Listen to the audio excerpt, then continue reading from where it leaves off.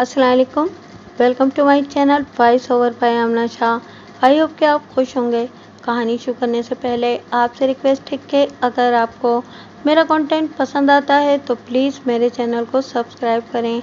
आइए इंस्पेक्टर महबूब आलम की एक और सनसनीखेज तफ्तीशी कहानी सुनते हैं। कत्ल की ये वारदात पाकिस्तान के एक बड़े कस्बे की है, लेकिन पाकिस्तान अभी वजूद में नहीं आया था। अंग्रेज़ों की हुकूमत थी और अंग्रेज़ अफसर थानेदारों के सरों पर सवार रहते थे कि पुलिस अपने फ़राइज़ तनदही से पूरे करे और कोई थानेदार अपने इख्तियारात का नाजायज़ इस्तेमाल ना करे। मैं इस कस्बे के थाने का SHO था।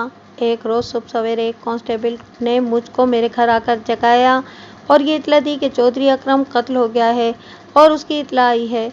ये इतला चौधरी अकरम के कत्ल की ना होती, किसी बहुत ही छोटे और गरीब आदमी के कत्ल की होती तो भी मैं फ़ौरन थाने पहुंचता, लेकिन चौधरी अकरम का नाम सुनकर मैंने सोचा कि मुझको पर लग जाए और मैं उड़कर थाने पहुंचूं।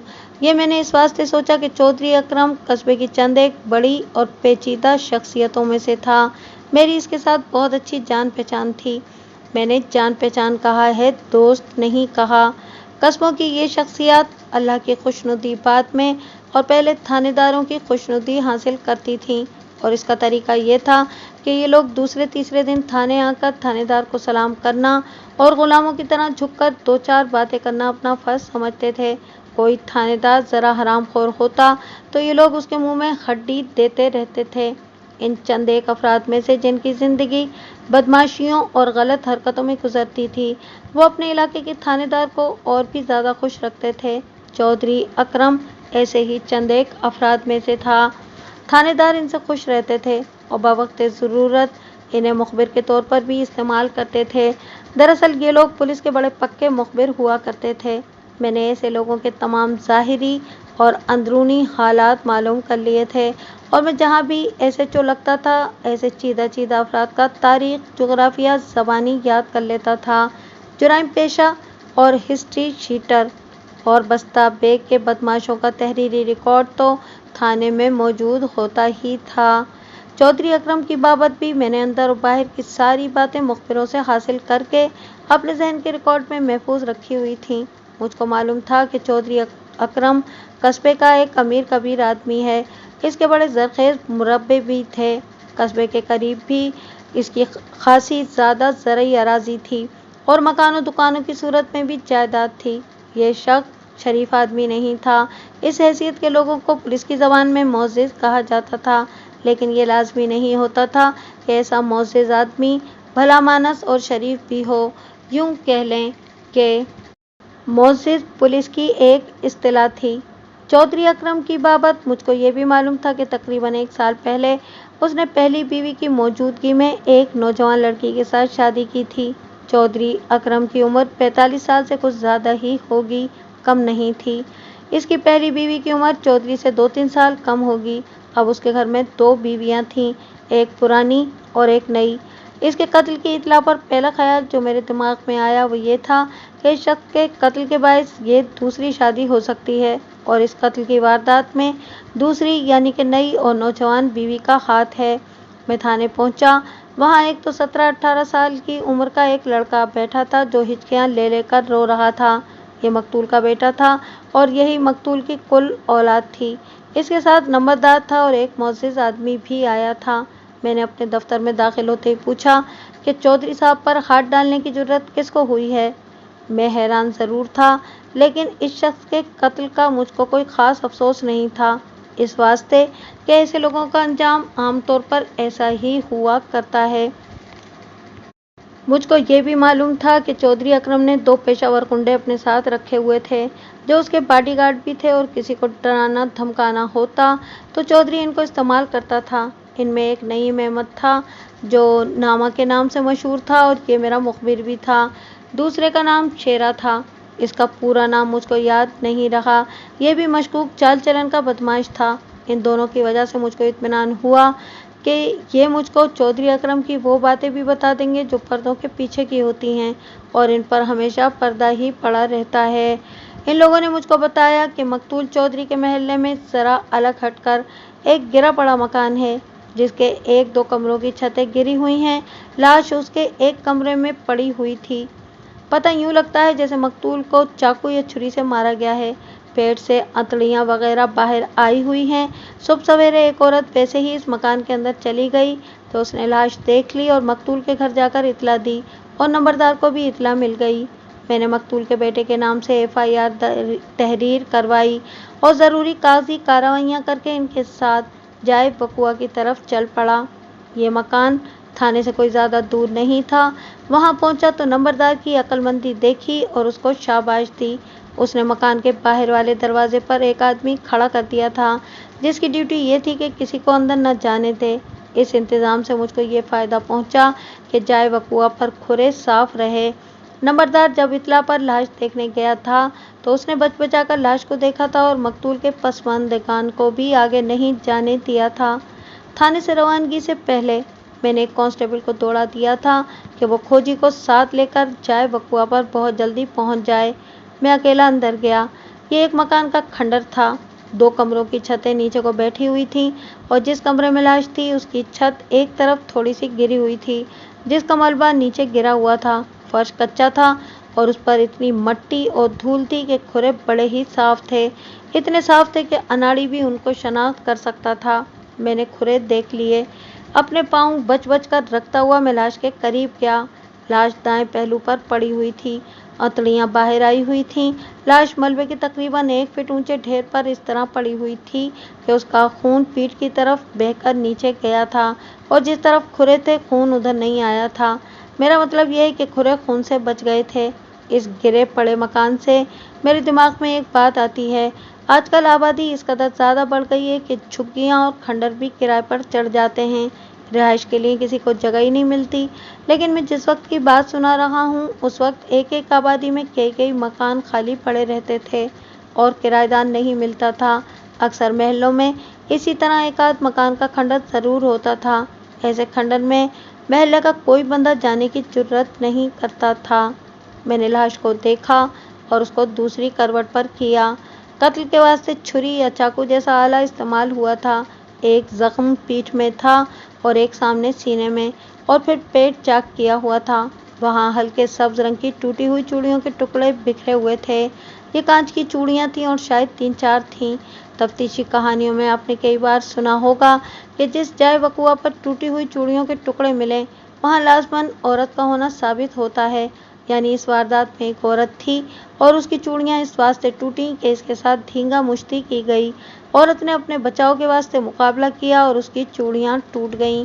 इस जाए बकुआ पर टूटी हुई चूड़ियों के टुकड़ों की मौजूदगी बताती थी कि एक औरत के साथ दस्तराजी हुई है। मैं खुरे देखने और समझने का कुछ तजुर्बा रखता था लेकिन खोजियों जैसा नहीं।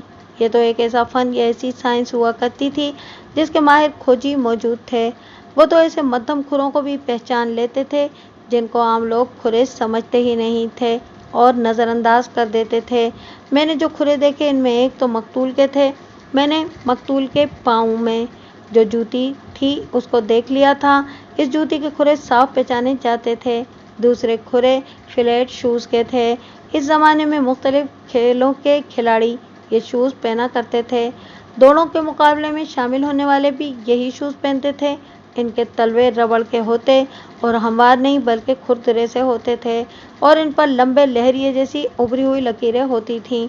मेरा मतलब यह है कि फ्लैट शूज़ का खुरा आम जूतियों से बिल्कुल अलग और काबिल शनाख्त होता था।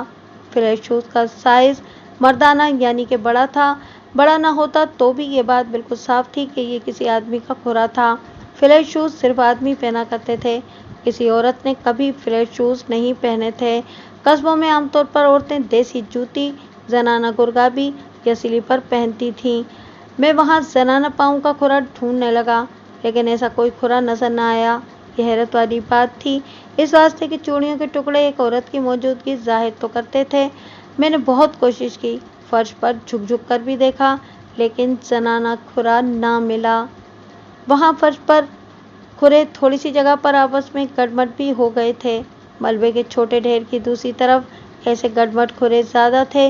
मुझको ये समझने में ज़रा जितनी भी मुश्किल पेश न आई कि यहाँ कातिल और मकतूल की हाथापाई हुई है और फिर मकतूल कत्ल हो गया। मैं खुरों का मुअम्मा हल करने की कोशिश में परेशान हो रहा था कि खोजी आ गया। वो अधेड़ उम्र आदमी अपने इस फन का बहुत ही माहिर था। मैंने इसको ये खुरे दिखाए और चूड़ियों के टुकड़े दिखाकर कहा कि यहाँ एक औरत का खुरा लाजमन होना चाहिए। खोजी इस कमरे से निकलकर बाहर सैन में चला गया और बाहर वाले दरवाजे तक गया। इस दरवाजे से नंबरदार अंदर आया था। मकतूल का बेटा और बीवियां भी सैन में से गुजरी थीं और फिर मैं भी सैन में से गुजरकर अंदर आया था। लेकिन खोजी ने मुझको बाहर बुलाकर दिखाया कि मकतूल और फ्लैट शूज़ वाला आदमी अंदर आए हैं और वापस सिर्फ फ्लैट शूज़ वाला गया है। इनमें तीसरा कोई खुरा नहीं। मकतूल की दोनों बीवियों के खुरे सहन में पाए गए। खोजी ने इन औरतों की जूतियां देखीं। खोजी फिर अंदर गया। उसने घुटनों के बल फर्श पर होकर और झुककर भी देखा। इसको कोई जनाना खुरा नजर न आया। आखिर उसने अपना आखिरी फैसला दे दिया कि इस मकान में कोई औरत नहीं आई। मकतूल की दोनों बीवियों के खुरे सहन में देखकर खोजी ने फौरन कह दिया कि ये औरतों के खुरे हैं। हालांकि इसको किसी ने नहीं बताया था कि यहाँ 2 औरतें आई थीं। अब एक और ख़ास चीज़ नोट करें। लाश के करीब 5 रुपए का एक नोट पड़ा हुआ था। मकतूल ने कमीज़ और शलवार पहन रखी थी। कमीज़ की एक जेब ऊपर सीने पे थी और दूसरी दाएं तरफ पहलू वाली जेब थी। मैंने दोनों जेबों की तलाशी ली। ऊपर वाली जेब से कुछ न मिला। पहलू वाली जेब में हाथ डालने लगा तो मैंने हाथ रोक लिया। ये इस वास्ते रोक लिया कि जेब अंदर से थोड़ी सी बाहर आई हुई थी। साफ पता लगता था कि इस जेब में किसी ने हाथ डाला है और इसमें जो कुछ था वो निकाला है और जेब थोड़ी बाहर आ गई है। 5 रुपए का नोट लाश के करीब पड़ा था, जिससे ये जाहिर होता था कि मकतूल की जेब में से नोट निकाले गए हैं और जल्दी में 5 का ये नोट गिर पड़ा था जो अंधेरे में शख्स को नजर न आया।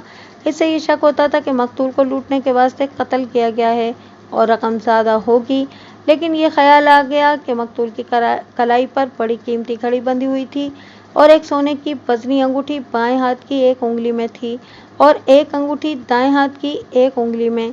कातिल का मकसद अगर लूटना होता तो वो इतनी कीमती घड़ी और इतनी वजनी सोने की 2 अंगूठियां कभी न छोड़ता। इस सूरत में ये भी देखने वाली बात थी कि औरत का यहाँ क्या काम था, फिर ये कि चौधरी को कत्ल किया ही क्यों गया। फिर मैंने ये देखा कि मकतूल के कपड़ों से साफ पता लगता था कि उसने बदकारी नहीं की। ऐसा हो सकता था कि मकतूल इस जगह किसी औरत के साथ आया हो और फिर अचानक इस औरत का खामिद या कोई भाई वगैरह आ गया और इन्हें पकड़ लिया। इस शख्स की जेब में चाकू होगा जिससे उसने चौधरी को कत्ल कर दिया। लेकिन सोचने वाली बात यह थी कि इसने इस औरत को जिंदा क्यों छोड़ दिया। हो सकता है कि औरत भाग गई हो अपनी किसी बहू बेटी या बीवी को रात के वक्त किसी जगह किसी गैर आदमी के साथ देखकर जो इश्तियाल पैदा होता है वो इंसान को ऐसा पागल कर देता है कि वो सिवाय कत्ल के कुछ और सोच ही नहीं सकता। इसी वास्ते कानून में फौरी इश्तियाल के तहत कत्ल की सज़ा बहुत ही थोड़ी रखी गई है। इस ज़हनी हालत में कातिल को मकतूल का माल लूटने यानी उसकी जेबें खाली करने की होश नहीं होती। यहाँ फिर वही बात सामने आई कि चूड़ियों के टुकड़ों के सिवा किसी औरत की वहाँ कोई निशानी नहीं थी। फ्लैट शूज़ वाले खुरे यकीनी तौर पर किसी मर्द के थे। किसी औरत का पाँव इतना बड़ा नहीं हो सकता। नंबरदार को बुलाकर कहा कि वो मकतूल के घर से 4 पाई मंगवाए और लाश पोस्टमार्टम के वास्ते ले जाएं। एक हेड कांस्टेबल मेरे साथ था। उसको कहा कि वो लाश ले जाए और पोस्टमार्टम करवाए। पोस्टमार्टम का इंतज़ाम इसी कस्बे के सिविल अस्पताल में मौजूद था। लाश चली गई। मैं नंबरदार की बैठक में जा बैठा। सबसे पहले मकतूल के बेटे से पूछगछ करना चाहता था, लेकिन वो लाश के साथ चला गया था। पोस्टमार्टम के बाद लाश उसने वसूल करनी थी। मुझको मकतूल की बाबत बैकग्राउंड के हालात मालूम करने थे और इसकी दोनों बीवियों की बाबत भी कुछ मालूम करना था। इसके वास्ते नंबरदार से बेहतर और कोई नहीं हो सकता था। तफ्तीशी कहानियों में आपको अब तक पूरी तरह पता लग चुका होगा कि नंबरदारों का रोल क्या होता था और वो क्या कुछ कर सकते थे और क्या करते थे। ये बात फिर बताने की ज़रूरत नहीं। यहाँ मैं बताना चाहता हूँ कि ये एक बड़ा कस्बा था और इसका नंबरदार थोड़ा पढ़ा लिखा भी था और वैसे भी वो अक्लो ज़हानत वाला था। मुझको इस शख्स पर पूरा एतमाद था। उसको अपने पास बिठाकर मैंने पूछा कि उसकी क्या राय है। ये बात तो साफ है जनाब, नंबरदार ने कहा कि चौधरी अकरम कत्ल हुआ है, लेकिन मैं ये नहीं मानूंगा कि वो किसी औरत के पीछे कत्ल हुआ है। ज़ाहिरी तौर पर तो यही लगता है कि मकतूल एक औरत को लेकर इस खंडर में गया और औरत का कोई रिश्तेदार ऐन मौके पर जा पहुंचा और चौधरी को काट कर फेंक दिया। लेकिन जनाब, ये चौधरी ऐसी गंदी जगह जाने वाला आदमी नहीं था। मैं जानता हूँ कि इसकी इतनी बड़ी हवेली में इसका अलग कमरा है, एक कमरा ऊपर भी है, और यहाँ खेतों में भी उसने एक कच्चा सा कोठा बनवाया हुआ है। मुझको मालूम है कि ये शख्स औरतों का शिकारी था, लेकिन किसी भी औरत से मुलाकात करनी होती तो रात के वक्त दूसरे दरवाजे से औरत को अपने कमरे में ले जाता था, या बहुत एहतियात करता तो खेतों वाले कोठे में ले जाता। मैं नहीं मानता कि उसने किसी औरत के साथ इस गिरे पड़े मकान में मुलाकात की होगी। ये तो आम और बहुत छोटे छोटे लोगों के छुपने की जगह है। नंबरदार की ये बात मुझको इस वास्ते अच्छी लगी कि इस गिरे हुए गैर आबाद मकान में सिवाय चूड़ियों के टुकड़े के किसी औरत की कोई निशानी नहीं मिली थी। मैं एक बार फिर कहता हूँ कि जहाँ दो आदमियों के खुरे थे, वहाँ अगर औरत होती तो उसका खुरा भी होना लाजमी था। मैं मकतूल को ठीक तरह जानता था। वो वज़ेदार आदमी था और उसकी उम्र भी ऐसी थी जिस उम्र में आम तौर पर आदमी लड़कों जैसी हरकतें नहीं किया करता। फिर ये चक्कर क्या था? मैंने नंबरदार से पूछा कि मकतूल की किसी के साथ दुश्मनी भी होगी और कुछ दिन पहले किसी के साथ इसकी लड़ाई या झगड़ा हुआ होगा और मकतूल ने अपनी हैसियत का गलत इस्तेमाल करते हुए किसी की बेइज्जती की होगी। नंबरदार को इसका इल्म होना ज़रूरी था, इस वास्ते कि ऐसी बातें एक कस्बे या महल्ले में छुपाई नहीं जा सकती थीं। नंबरदार ने यकीन के साथ कहा कि मकतूल की किसी के साथ दुश्मनी नहीं थी। नंबरदार मकतूल की ज़ाती ज़िंदगी से भी वाकिफ़ था। वो यहाँ तक जानता था कि नहरी इलाके में मकतूल के मुरब्बे थे और आमतौर पर पानी लगाने की बारी पर दुश्मनी पैदा हो जाती है, लेकिन वहाँ भी मकतूल की किसी के साथ दुश्मनी नहीं थी। नंबरदार ने यह भी बताया कि मकतूल दुश्मनी रखने वाला आदमी था ही नहीं, हर किसी के साथ मुस्कुराकर और बड़े खुशगवार लहजे में बात किया करता था।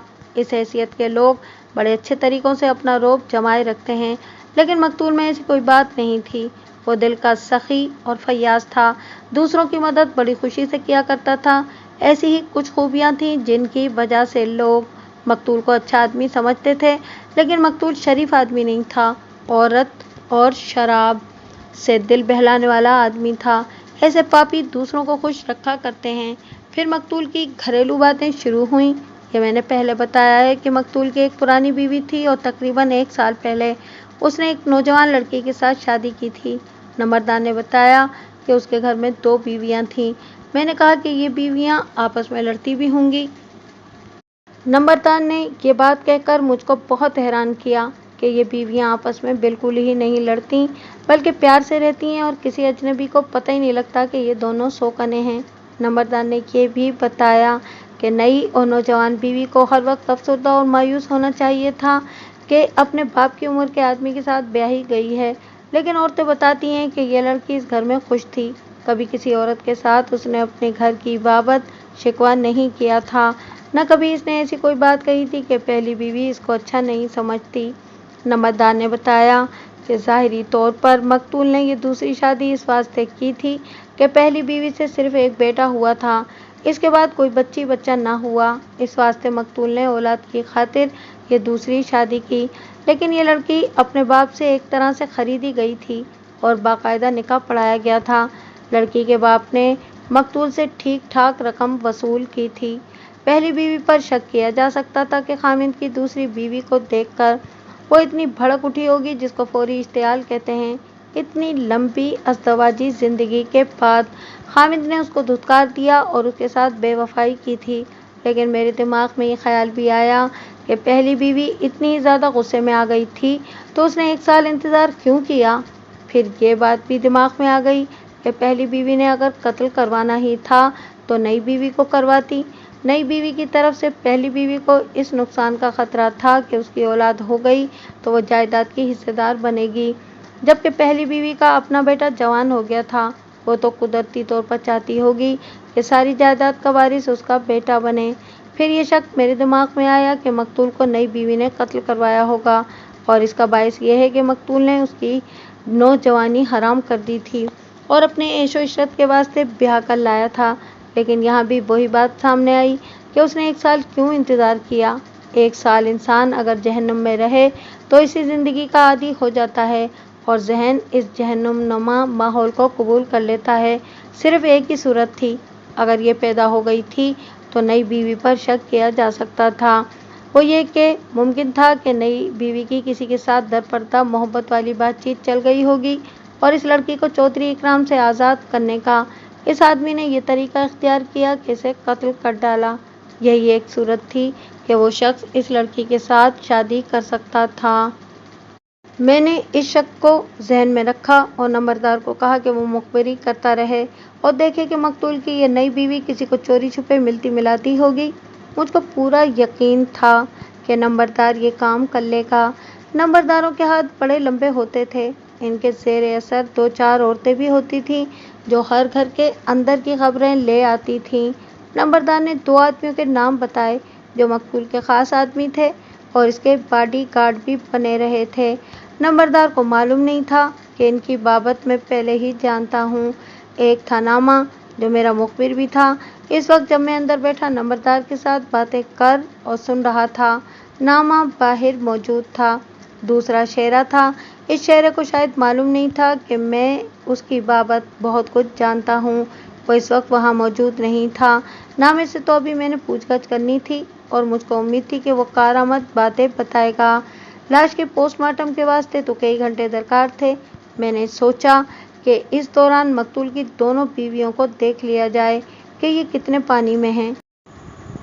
थानेदार को तफ्तीश और सुराग रसानी का तजुर्बा हो तो वो चेहरे और अंदाज से ही पता लगा लेता है कि इस मर्द या औरत का वारदात के साथ कुछ न कुछ ताल्लुक ज़रूर है। ये सोचकर मैंने नंबरदार को कहा कि वो मकतूल की दोनों बीवियों को यहाँ ले आए। घर करीब ही था। नंबरदार ने आकर मुझको बताया कि वो दोनों आ गई हैं। मैंने उसको कहा कि वो बड़ी यानी पहली बीवी को मेरे पास भेज दे और दूसरी को अपने घर में बिठा दे। नंबरदार के जाने के 2 ही मिनट बाद एक मुअज़्ज़िज़ और अच्छी शक्ल सूरत की औरत मेरे सामने आन खड़ी हुई। उसकी उम्र 40 साल से ज़्यादा थी। मैंने इसको बिठा लिया और इसके खामिद के कत्ल की बाबत हमदर्दी और इज़हार अफसोस की बातें शुरू कर दी। इसकी आंखों में आंसू तो थे, लेकिन ऐसा भी नहीं कि वो गम से निढाल होती या कुछ ज़्यादा गमगीन होती। फिर मैंने मकतूल के ख़िलाफ़ बोलते हुए कहा कि उसने इस पहली बीवी पर कितनी ज़्यादती की है कि इस उम्र में आकर एक नई लड़की को ब्याह लाया है। मुझको इसका कुछ फ़र्क नहीं पड़ा। मकतूल की बीवी ने कहा इसको ब्याह करना लाता तो इसके साथ नाजायज़ दोस्ती बना लेता।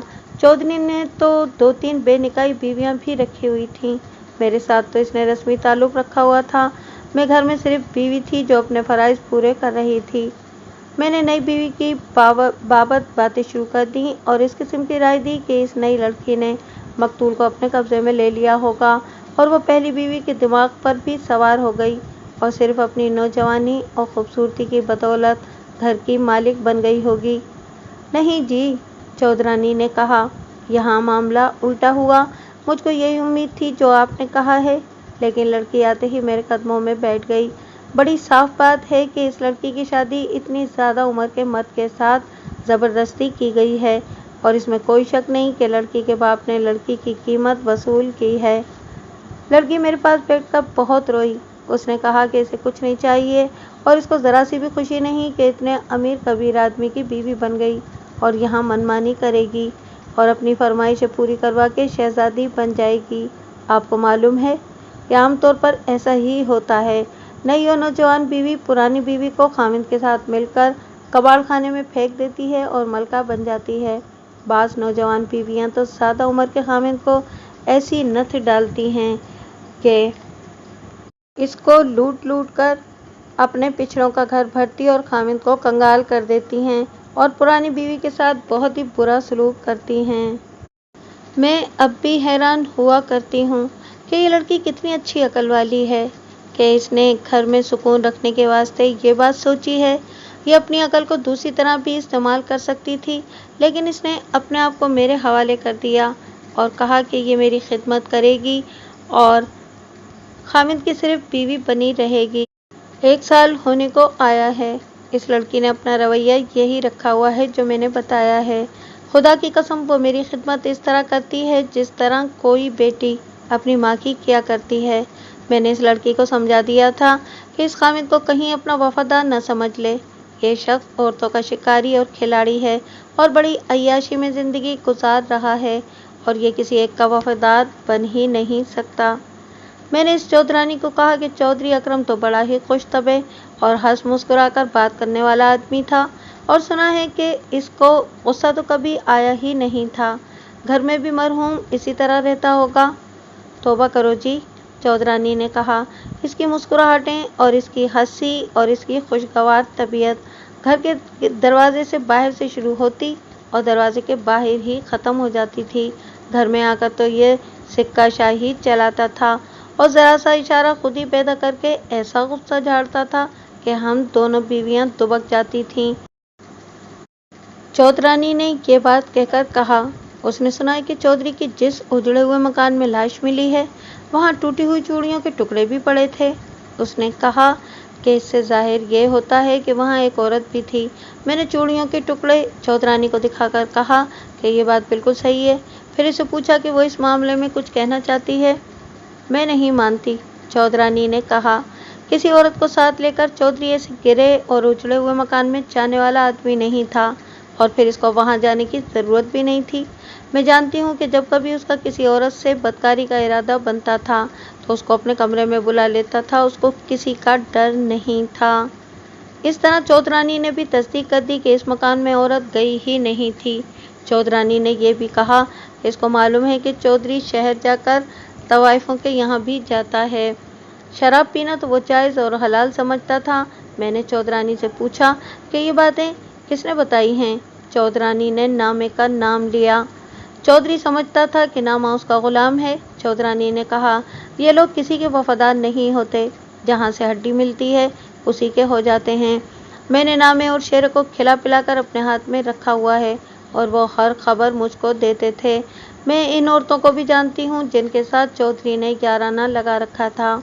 मैंने चौधरानी से पूछा कि फिर इसने आज नामे से पूछा नहीं कि इस मकान में इसके साथ कौन औरत थी। चौधरानी ने जवाब दिया कि उसने पूछा था, लेकिन नामे ने कहा कि इसको तो कुछ पता नहीं। चौधरानी ने इन औरतों का इशारा दिया जिनके साथ मकतूल का दोस्ताना था। तो मैंने इससे पूछा कि ये औरतें कौन हैं, इनके नाम पते वगैरह मुझको बताए। चौधरानी ने 2 औरतों के नाम और महल्ले वगैरह बता दिए। मैंने चौधरानी को अपना ये शक बताया कि इन औरतों में से कोई इस मकान में चौधरी के साथ होगी और उसका खामिद या भाई ऐन मौके पर पहुंच गया और चौधरी को कत्ल कर दिया। ये बात कहते हुए मेरे दिमाग में था कि इस मकान में किसी औरत का खुरा नहीं मिला था और मुझको तकरीबन यकीन हो गया था कि वहाँ कोई औरत गई ही नहीं थी। मैं सिर्फ चौधरानी की राय मालूम करना चाहता था। आप ज़्यादा बेहतर समझते हैं, चौधरानी ने कहा। मेरा ख्याल है कि इन औरतों के खामिद वगैरह बड़े ही बेगैरत लोग हैं और चौधरी ने इनके मुंह किसी न किसी तरह से बंद किए हुए हैं। फिर मैं ये भी सोचती हूँ कि चौधरी ने इस औरत को अपने कमरे में क्यों नहीं बुलाया और इस उजड़े हुए मकान में क्यों चला गया। इसके साथ ही चौधरानी ने तकरीबन 1 महीने पहले का एक वाकया सुना दिया, जो इस तरह था कि रात 10 बजे के बाद दोनों बीवियों को शक हुआ कि ऊपर वाले कमरे में चौधरी के साथ कोई औरत आई है। ऊपर जाने के लिए एक और रास्ता भी था। बीवियों को ख्याल हुआ कि ये औरत इस रास्ते से ऊपर गई है। दोनों बीवियों ने एक करके ये इरादा कर लिया कि आज चौधरी को रंगे हाथों पकड़ेंगी और इसको कहेंगी कि हम दोनों को तलाक दे दे और फिर जो जी में आए करे। दोनों ऊपर चली गईं और कमरे के दरवाजे पर हाथ रखा तो दरवाज़ा अंदर से बंद था। पहली बीवी ने दरवाजे पर दस्तक दी तो चौधरी बाहर निकला। पहली बीवी ने यानी इस चौधरानी ने पूछा कि अंदर कौन है। चौधरी ने कोई और जवाब देने की बजाय दरवाज़ा बंद कर दिया और इन दोनों को डांट डपट शुरू कर दी। छोटी बीवी ने दरवाजे को धक्का दिया और दरवाज़ा खुल गया। सामने एक औरत बैठी हुई थी। दोनों बीवियों ने चौधरी को शर्मसार करने के लिए कुछ कहा तो चौधरी ने पहला काम ये किया कि नई बीवी के मुंह पर बड़ी ज़ोर से थप्पड़ मारा और नंगी गालियाँ दी। बड़ी चौधरानी पीछे हट गई और कहा कि उसने अगर इस पर हाथ उठाया तो सारा शहर सुनेगा और वो इस घर में नहीं रहेगी। चौधरानी ने यहाँ तक कह डाला कि इसको यानी कि जो औरत अंदर बैठी थी इसको घर में रखो या हम दोनों को। चौधरी ने इन दोनों की बहुत बेइज्जती की और कहा कि वो इन दोनों बीवियों को कत्ल करवा देगा या अपने घर में नौकरानियों की तरह रखेगा। मुख्तसर बात यह है कि दोनों बीवियों और चौधरी की अच्छी खासी लड़ाई हुई जो ज़बानी कलामी थी और मामला गाली गलौज तक पहुंच गया। वो औरत अंदर बैठी रही। चौधरी ने आखिर ये हरकत की कि इन दोनों को गालियां और धमकियां देकर कमरे में चला गया और अंदर से दरवाज़ा बंद कर लिया। दोनों बीवियां जानती थीं कि चौधरी इनके खिलाफ बहुत कुछ कर सकता है। दोनों नीचे उतर आईं। छोटी बीवी तो बहुत ही घबराई हुई थी। चौधरानी ने उसको तसल्लियां दी कि वो इतना भी न डरे, चौधरानी सारा इल्ज़ाम अपने ऊपर ले लेगी। चौधरानी ने अगले रोज़ ये काम किया कि इस औरत के घर चली गई और उसको बहुत ही बुरा भला कहा और ये भी कहा कि वो अरसे से जानती है कि वो चौधरी के पास जाती है। अब देखे कि ये औरत कितनी ढीठ और दिलेर थी। इसने चौधरानी की बेइज्जती कर दी और कहा कि वो चौधरी से इसको और जूते पड़वाएगी। इस तरह ये मामला ज़्यादा संगीन हो गया। मैंने जब ये वाक़या चौधरानी की ज़बानी सुना तो मुझको शक हुआ कि चौधरी अकरम के कत्ल का बाइस ये वाक़या हो सकता है। ये दिमाग में रखकर मैंने चौधरानी से पूछा कि जब वो इस औरत के घर जाकर लड़ी थी तो इस औरत का खामिद या कोई और मर्द घर में होगा। चौधरानी ने बताया कि घर में कोई मर्द नहीं था और ये बातें अंदर कमरे में बैठकर हुई थीं। उसने बताया कि इस औरत का खामिद दुकानदार है और इस शख्स में इतना दमखम नहीं कि वो चौधरी पर वार करता। फिर इस औरत के 2 भाई थे जो अभी बहुत छोटे थे। चौधरानी की ये बातें सुनकर मेरा शक रफ़े हो गया, लेकिन इस औरत को मैंने शामिल तफ्तीश करने का फैसला कर लिया। चौधरानी ने ये बात बिल्कुल साफ कर दी थी कि मकतूल की किसी के साथ दुश्मनी नहीं थी। मेरे दिमाग में एक मुश्तबा और भी था और ये मकतूल का बेटा था, बल्कि वाहिद औलाद था और एक अमीर और ऊंची हैसियत वाले चौधरी का बेटा था। इस वास्ते इसका बिगड़ा हुआ शहजादा होना नाकाबिले यकीन नहीं था। इस किस्म के शहजादों का कोई किरदार नहीं होता। मैंने चौधरानी के साथ बड़ी बेतकल्लुफ़ी से ये बात की और कहा कि उसका बेटा अपनी नौजवान सौतेली माँ से तन्हाई में ज़रूर मिलता होगा और शायद इसी वजह से नई बीवी इस घर में खुश होगी। चौधरानी ने बड़े यकीन के साथ मेरा ये शुबा साफ कर दिया। उसने कहा कि बाप ने तो बेटे को बिगाड़ने में कोई कसर नहीं छोड़ी थी, लेकिन चौधरानी ने इसमें ख़ानदानी शराफत पैदा की और इसकी तरबियत बड़ी ठीक ठाक करती रही। चौधरानी ने कहा कि वो कोई ऐसी बच्ची तो नहीं थी कि ये भी ना देखती कि घर में एक नौजवान लड़की है और उसका अपना बेटा नौजवान है। इसका बेटा नई बीवी को खाला कहता था और इसकी माँ ने बेटे के दिमाग में ये बात नक्श कर दी थी कि ये लड़की भी उसकी माँ है। चौधरानी ने इस मामले में मेरे साथ ज़रा लंबी बात की थी और कुछ सवाल मैंने पूछे थे। मैं ये सारे सवालों जवाब और चौधरानी का बयान नहीं सुना रहा, खामखा बात लंबी हो जाएगी। मुख्तसर बात यह है कि चौधरानी ने मुझको यकीन दिलाया कि इस बेटे का ध्यान उसकी नौजवान सोकन की तरफ बिल्कुल नहीं था। जो ध्यान था वो एक माँ बेटे जैसा था। बहरहाल मैंने शक को दिल में महफूज रखा। चौधरानी ने 2 और औरतों के नाम दिए। इस तरह इन औरतों का टोटल 3 हो गया। इनमें एक औरत उसके कहने के मुताबिक जवान और बड़ी ही खूबसूरत थी और उसका खामिद बड़ा ही मोटा भद्दा और जाहिल सा आदमी था। इस औरत का भी कोई ऐसा भाई न था जो कभी गैरत में आकर उसको रोकता या चौधरी को ही साफ कर देता। ये औरत एक तरह से मकतूल की बेनिकाही बीवी थी। चौधरानी ने तीसरी जिस औरत की निशानदेही की उसका नाम मजीदा था और जीदा के नाम से मशहूर थी। यह भी एक खूबसूरत औरत थी और उसकी उम्र 35 साल के लगभग थी। आपने तफ्तीशी कहानियों में इस नस्ल की औरत का जिक्र आमतौर पर पढ़ा होगा। कस्बा हो या गांव, ऐसी औरत ज़रूर पाई जाती है। मैं इस जीदा को बयान कर देता हूँ और आप समझ जाएंगे कि ये कैसी औरत होगी। जीदा छोटी जात की औरत थी जिसको देहात और कस्बों में कामी या कमी या कमीन कहा जाता है। ये लोग बड़ी जातों के घरों में कामकाज करते हैं और वही लोग इनके अंदाता बने रहते हैं। जीदा ऐसे ही एक खामिद की बीवी थी जो कस्बे में ब्याह शादियों पर या किसी की वफात पर और 40वें पर देखें पकाता था और मकतूल जैसे चौधरियों के घरों में भी कामकाज करता था। जीदा खास तौर पर चालाक अय्यार औरत थी। जाहिद और पारसा को भी मौम कर लेती और किसी नामी गिरामी गुंडे और बदमाश को भी अपने सामने झुका लेती थी। मजलूमियत की एक्टिंग करे तो आपके आंसू निकाल दे। चौधरानी ने जब जीदा के ये औसाफ बयान किए तो मैंने सुन तो लिए, लेकिन ऐसे लगा जैसे इस औरत को मैं बहुत ही अच्छी तरह जानता और पहचानता हूँ। मैं जहाँ भी रहा ऐसी औरत के साथ वास्ता ज़रूर पड़ा। ऐसी औरतें तफ्तीश में बहुत मदद किया करती थीं। चौधरानी ने बताया कि ये औरत जीदा भी मकतूल से मिलती मिलाती रहती थी और यकीनन मकतूल उसको पैगाम रसानी के वास्ते या किसी और काम के वास्ते इस्तेमाल किया करता था। میں نے اس عورت کو اپنے دماغ میں نوٹ کر لیا۔ اس کو تو ضروری شامل تفتیش کرنا تھا اور مجھ کو پوری امید تھی کہ اس سے کوئی نہ کوئی اشارہ یا سراغ ضرور مل جائے گا۔ دن کا پچھلا پہر بھی گزرا جا رہا تھا اور ابھی تک پوسٹ مارٹم کی رپورٹ اور لاش نہیں آئی تھی۔ میں نے بہتر سمجھا کہ مقتول کی چھوٹی بیوی کو بھی دیکھ کر تھوڑی سی پوچھ گچھ کر لوں۔ چودھرانی کو کہا کہ وہ جائے اور اس لڑکی کو بھیج دے۔ اس لڑکی کو میری سوکن نہ سمجھیں، چودھرانی نے اٹھتے ہوئے کہا۔ سوکن بہت برا لفظ ہے۔ اس لڑکی کو میں اپنی بیٹی اور وہ مجھ کو اپنی ماں سمجھتی ہے۔ ہم دونوں کے اس رشتے اور تعلق پر عورتیں اور دوسرے سننے والے بھی حیران ہوا کرتے ہیں، لیکن یہ سب اللہ کا کرم ہے کہ ہم دونوں نے گھر میں امن اور سکون رکھا ہوا ہے۔ میں نے تو بڑی مدت سے اپنا دھیان اللہ کی طرف کیا ہوا ہے۔ چودھرانی کے جانے کے 15-20 منٹ بعد ایک بڑی ہی خوبصورت اور نوجوان لڑکی میرے سامنے آئی۔ میں نے اس کو بٹھا لیا۔ اس کے چہرے پر خوف صاف نظر آ رہا تھا اور میں اس کے ہاتھوں کی ہلکی ہلکی حرکتوں سے دیکھ رہا تھا کہ وہ بے چینی محسوس کر رہی ہے۔ یہ گھبراہٹ کی شدت کی نشانی ہوتی ہے۔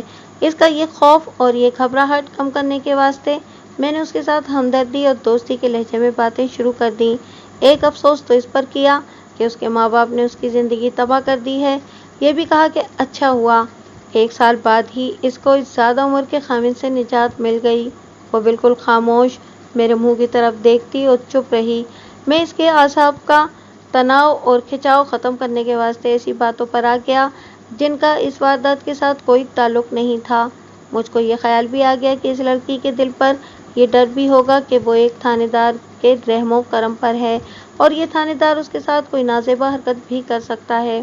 یہ ذہن میں رکھ کر اس کے ساتھ میں نے ایسی باتیں شروع کر دیں جن سے اس کا یہ خوف رفع ہو سکتا تھا۔ میں اس لڑکی کا الگ تھلگ بیان نہیں لکھوں گا اور اسے جو سوالات پوچھے وہ بھی نہیں بتاؤں گا، اس واسطے کہ بڑی چودھرانی نے مجھ کو تقریباً ہر بات بتا دی تھی اور پردہ ذرا سا بھی نہیں رہنے دیا تھا۔ میں چودھرانی کی ساری باتیں دماغ میں رکھ کر اس لڑکی سے پوچھ گچھ کرنے لگا۔ وہ ہر بات کی تائید اور تصدیق کرتی چلی جا رہی تھی۔ اس نے اس بات کی بھی تصدیق کر دی کہ وہ جب بیائی ہوئی اس گھر میں آئی تھی تو چودھرانی کے پاس بیٹھ کر بہت روئی اور وہی باتیں کہی تھیں جو سب چودھرانی کی زبان سے میں سن چکا تھا۔ اس نے کوئی شک نہ رہنے دیا کہ وہ دل و جان سے چودھرانی کی خدمت کرتی ہے اور اس کے دل میں ایسا کوئی ارادہ نہیں تھا کہ اس گھر کی ملکہ بنے گی۔ چودھرانی کو تو وہ دعائیں دیتی تھی جس نے اس کو اس گھر میں پیار اور سکون سے رکھا۔ اس نے وہ واقعہ بھی سنا دیا جو چودھرانی نے مجھ کو سنایا تھا کہ رات کو ایک عورت کو اوپر والے کمرے میں جا پکڑا تھا اور مقتول نے ان دونوں بیویوں کو بہت گالیاں دیں اور نئی بیوی کے منہ پر تھپڑ مارا تھا۔ میں نے مقتول کے بیٹے کی بابت پوچھا کہ وہ اس پر بری نظر رکھتا ہوگا، لیکن نئی بیوی نے بڑی سختی سے اس کی تردید کی اور کہا کہ اس لڑکے نے کبھی کوئی ایسی ویسی حرکت نہیں کی تھی اور اس کے ساتھ پورے احترام سے پیش آتا تھا۔ میں نے اپنے تجربے کے مطابق اپنی استادی چلائی اور اس لڑکی سے کوئی خاص بات اگلوانے کی بہت کوشش کی، لیکن اس کی زبان سے کوئی ایسی بات نہ نکلی جو مجھ کو کوئی اشارہ دیتی۔ اس کا سارا بیان اور سارے سوالوں کے جواب میں اس نے جو کچھ بھی کہا وہ سب چودھرانی کے بیان کی تصدیق کرتا تھا۔ اس کے باوجود میں نے اس لڑکی کو اپنے شک اور شبہے کے دائرے میں رکھا۔ تفتیش میں کسی کی زبان پر اور الفاظ پر اعتبار کر لینا تفتیش کے واسطے نقصان کا باعث بنتا ہے۔ یہ تو لڑکے کی ماں نے کہا تھا کہ اس کا لڑکا اس لڑکی کو ماں کا درجہ دیتا تھا اور پھر اس لڑکی نے کہا کہ لڑکا اس کا احترام کرتا تھا، لیکن یہ تو کوئی بھی نہیں جانتا تھا کہ در پردہ یہ لڑکا یعنی مقتول کا بیٹا اور مقتول کی چھوٹی بیوی آپس میں کس طرح رہتے تھے اور ان کا کیسا تعلق تھا۔ میں مان ہی نہیں سکتا تھا کہ اتنے امیر چودھری کا اکلوتا بیٹا اتنا شریف تھا کہ گھر میں اس نے ایک نوجوان لڑکی کے ساتھ کوئی غلط حرکت نہیں کی ہوگی۔ یہ میں نے اپنے ذرائع سے معلوم کرنا تھا۔ اس لڑکی کو اب میں نے فارغ ہی کرنا تھا کہ اتنے میں باہر گلی میں کچھ شور سا سنائی دینے لگا۔ پتہ لگا کہ لاش آ رہی ہے۔ میں نے لڑکی کو جانے کے واسطے کہہ دیا۔ چند منٹ بعد ہیڈ کانسٹیبل میرے پاس آیا اور اس نے پوسٹ مارٹم رپورٹ دی۔ رپورٹ میں وہی زخم لکھے گئے تھے جو میں نے دیکھے تھے۔ موت کا وقت رات 10:30 بجے کے لگ بھگ لکھا گیا تھا۔ اہم بات جو رپورٹ میں سامنے آئی، میں اسی کا منتظر تھا۔ ڈاکٹر نے صاف الفاظ میں لکھا تھا کہ مقتول کسی عورت کے پاس نہیں گیا और मतलब इसका ये कि मकतूल की किसी औरत के साथ मुलाकात हुई ही नहीं थी। अब तो पक्की तस्दीक हो गई कि जहाँ से लाश बरामद हुई थी वहाँ कोई औरत मौजूद नहीं थी। अगर कोई ज़नाना खुरा मिल जाता तो मैं कह सकता था कि मकतूल और ये औरत इस मकान में अभी पहुँचे ही थे कि औरत के लवाहिकीन आ गए और उन्होंने मकतूल को कत्ल कर दिया। लेकिन यहाँ फिर वही बात आती है कि उन्होंने औरत को क्यों छोड़ दिया। औरत का इस मकान में आना ये ज़ाहिर करता है कि वो अपनी मर्ज़ी से आई है। मैं अब थाने जाना चाहता था, लेकिन नंबरदार ने मेरे वास्ते और मेरी पुलिस पार्टी के वास्ते खाने का इंतज़ाम किया हुआ था। हमने खाना खाया और थाने चले गए। नामा हर वक्त हाजिर रहा। मैं इसको अपने साथ ले गया था। थाने जाकर मैंने आराम की बिल्कुल नहीं सोची। खाना खा लिया था। मैं किसी न किसी सुराग पर जल्दी से जल्दी पहुंचने की कोशिश में था और नामा मेरी बहुत मदद कर सकता था। थाने जाकर नामे को अपने पास बिठा लिया। एक बात जो तफ्तीश के साथ ताल्लुक़ रखती है वो बताता हूँ। मुखबिरों को मैंने कभी कोई राज की बात नहीं बताई थी, मसलन ये कि जाए बकुआ से क्या मिला या किससे मुझको क्या पता चला वगैरह वगैरह। इन मुखबिरों का कोई भरोसा नहीं होता था। खोजी को भी मैंने सख्ती से कहा हुआ था कि वो खुरों की बाबत किसी को ना बताए कि कैसे खुरे मिले हैं और ये किसके हो सकते हैं। ऐसे राज खुल जाने में खतरा ये होता है कि मुलजिम तक बात पहुंच जाती है। नामे को मैंने यही तासुर दिया कि इस मकान में एक औरत भी मौजूद थी, लेकिन ये पता नहीं लगा कि वो कहाँ गई और कौन थी। नामे को मैंने ये भी ना बताया कि खुरे कैसे मिले हैं और इनमें कोई ज़नाना खुरा नहीं। मुझको मालूम है नामे, मैंने कहा, तुम चौधरी के राजदार थे, तुम्हें ज़रूर ही मालूम होगा कि ये औरत कौन थी। तुम्हें यह भी मालूम होगा कि चौधरी ने कौन कौन सी औरत के साथ दोस्ती लगाई हुई है। नामे ने इन्हीं दो औरतों के नाम बताए जो मुझको चौधरानी से मालूम हो चुके थे। उसने जीदा का नाम ना लिया। मैंने दो चार और बातें की और फिर मैंने खुद जीदा का नाम लेकर पूछा कि उसके साथ चौधरी का ताल्लुक़ नहीं था। बड़ा ज़बरदस्त ताल्लुक़ था जी, नामे ने जवाब दिया। मैंने उसका नाम इस वास्ते नहीं लिया था कि ये दोस्ती वाला ताल्लुक़ नहीं था, बल्कि जीदा को चौधरी बताता था कि आज फलां औरत को मेरे पास भेज देना। जीदा पैगाम पहुंचा देती थी। जीदा की उस्तादी तक कोई नहीं पहुंच सकता जनाब। इस औरत को भी जीदा ने ही इस मकान में आने का पैगाम दिया होगा, मैंने कहा। मुझको उम्मीद है कि जीदा से पता लग जाएगा। जीदा के साथ मेरी बड़ी अच्छी सलाम दुआ है, ना मैंने कहा। मैं खुद पूछ लूँगा। मैं ये बात नहीं समझ सका कि चौधरी ने इस औरत को अपने घर क्यों नहीं बुलवाया, इस वीरान गिरे हुए मकान में क्यों बुलाया। मुझको मालूम है कि चौधरी जिस औरत को चाहता था अपने कमरे में बुला लेता था। इस बात पर तो मैं भी हैरान हूँ जनाब, ना मैंने कहा। मेरा ख्याल है कि ये पहला मौका है कि चौधरी ने ऐसा किया है। शेरों को कुछ मालूम होगा, मैंने कहा। तुम शाम को चौधरी के घर गए होगे? नहीं जनाब, ना मैंने जवाब दिया। मैंने तो आज सारा दिन चौधरी साहब की सूरत भी नहीं देखी। ये मैंने इस वास्ते पूछा था कि मकतूल की हैसियत के लोगों के चमचे और बॉडी गार्ड शाम को रोज़मर्रा उनके यहाँ जाते थे और जब वो शख्स इजाज़त देता तो अपने घरों को जाते थे। इन लोगों की यही हरकतें इनकी आमदनी का ज़रिया होती थीं। एक बात दिल में आती है जनाब, ना मैंने ज़रा झिझकते हुए कहा। समझ नहीं आती कि ये बात ज़बान पर लाऊं या ना लाऊं। अगर आप इजाज़त देते हैं तो कह देता हूँ और आप मुझको एक जाहिल बंदा समझकर सुन लें। मैंने इसको कहा कि इसके दिल में जो कुछ भी आता है वो मेरे आगे रख दे। उसने बात ये बताई कि तकरीबन 1.5 महीने पहले मकतूल ने उसको बताया था कि वो घोड़ी पर एक गांव किसी के मधु करने पर गया था। चौधरी ने गांव नहीं बताया था। मकतूल चौधरी दोपहर के वक्त वापस आ रहा था कि रास्ते में एक दरख्त के नीचे एक दरवेश सा आदमी बैठा देखा। इस दरवेश की हालत बता रही थी कि वो किसी तकलीफ में है। दरवेश ने हाथ के इशारे से मकतूल को रोका। मकतूल सिर्फ रुका ही नहीं बल्कि घोड़ी से उतरकर इस दरवेश के पास चला गया और पूछा कि उसने उसको क्यों रोका है, क्या वो किसी तकलीफ में मुब्तला है। दरवेश ने बताया कि इसे बड़ा तेज़ बुखार है और वो बड़ी शिद्दत से प्यासा भी है और वो शहर पहुंचना चाहता है। दरवेश से ठीक तरह से बोला नहीं जाता था। मकतूल ने इसको उठाया और अपनी घोड़ी पर सवार कर लिया। खुद घोड़ी की बाग पकड़ ली और पैदल चल पड़ा। अंदाज़ा किया जा सकता है कि ऐसी हैसियत के आदमी की ये मेहरबानी देखकर दरवेश उसका कितना ज़्यादा मशकूर हुआ होगा।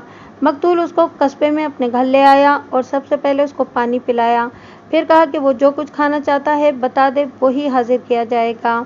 दरवेश ने कहा कि वो थोड़ा सा दूध पीना चाहता है। खाएगा कुछ भी नहीं, और फिर इसको दवाई की ज़रूरत है। मकतूल ने इसी वक्त नौकर को बुलाकर कहा कि दूध ले आए। दूध आया, जो दरवेश ने पिया, और मकतूल ने उसको फिर घोड़ी पर बिठाया और एक डॉक्टर के पास ले गया। डॉक्टर ने दरवेश का बुखार देखा, फिर उसका मुआयना किया और दवाई दे दी। मकतूल चौधरी ने दरवेश को कहा कि वो इसके घर चले और सेहतयाब होने तक वहीं रहे, लेकिन दरवेश न माना। उसने कहा कि वो आगे एक और गांव जाना चाहता है, जहां शाम से पहले पहुंचना ज़रूरी है। मकतूल ने इसको कहा कि वो घोड़ी देकर अपने नौकर को साथ भेजेगा और वो दरवेश को उस गांव तक छोड़ आएगा, लेकिन दरवेश ने ये पेशकश कबूल न की और कहा कि इस गांव तक टांगे जाते हैं और वो टांगे में बैठ जाएगा। मकतूल ने एक टांगे वाले को बुलवाया और दरवेश को उस पर सवार करा दिया। टांगे वाले ने कहा कि वो 2-4 और सवारियां इस तरफ की बिठाकर रवाना हो जाएगा। चौधरी ने टांगे वाले को पैसे दिए तो दरवेश ने उसको रोक दिया और कहा कि वो ऐसा एहसान कबूल नहीं करेगा, इस वास्ते कि वो भिखारी नहीं, अल्लाह ने इसको भी कुछ दिया है। ये बात कहकर दरवेश इस तरह चौंक पड़ा जैसे इसको कोई बात याद आ गई हो। वो टांगे से उतर आया और चौधरी को ज़रा एक तरफ ले गया। बुखार ने तो मेरा दिमाग माऊफ कर दिया है, दरवेश ने कहा। आप कहेंगे कि किस एहसान फरामोश आदमी से पाला पड़ा था। अल्लाह तबारक व तआला ने मुझको थोड़ी सी रूहानी ताकत अता फरमाई है। अचानक इशारा मिला है। मुझको इस दुनिया का कोई लालच नहीं। अगर आपको कुछ फ़ायदा पहुंच सकता है तो मेरी रूह भी खुश हो जाएगी। आपने मुझ पर बहुत बड़ा एहसान किया है। आप नहीं जानते कि इस वक्त मेरी हालत नज़ा जैसी हो रही थी जब आपने मुझको घोड़ी पर बिठाया और फिर घर लाकर पानी पिलाया। अगर 2-3 मिनट और मुझको पानी न मिलता तो मैं अगर मर न जाता तो बेहोश ज़रूर हो जाता। मकतूल ने कहा कि उसने अपना इंसानी फरीज़ा अदा किया है और उस पर कोई एहसान नहीं किया, लेकिन दरवेश ने कहा कि वो इसको इस नेकी का कुछ सिला देना चाहता है। ऐसा ना हो कि अल्लाह उसका नाम खुद गर्ज लोगों में लिख ले और फिर वो गुनाहगार कहलाएगा।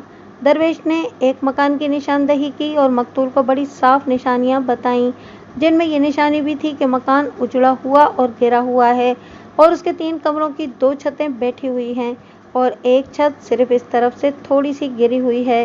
दरवेश ने ये निशानियां आंखें बंद करके ऐसे अंदाज से बताईं जिससे पता लगता था कि वो मराकिबे में चला गया है या कोई ऐसी ताकत है जो इसके वजूद में उतर आई है और वो ताकत बोल रही है।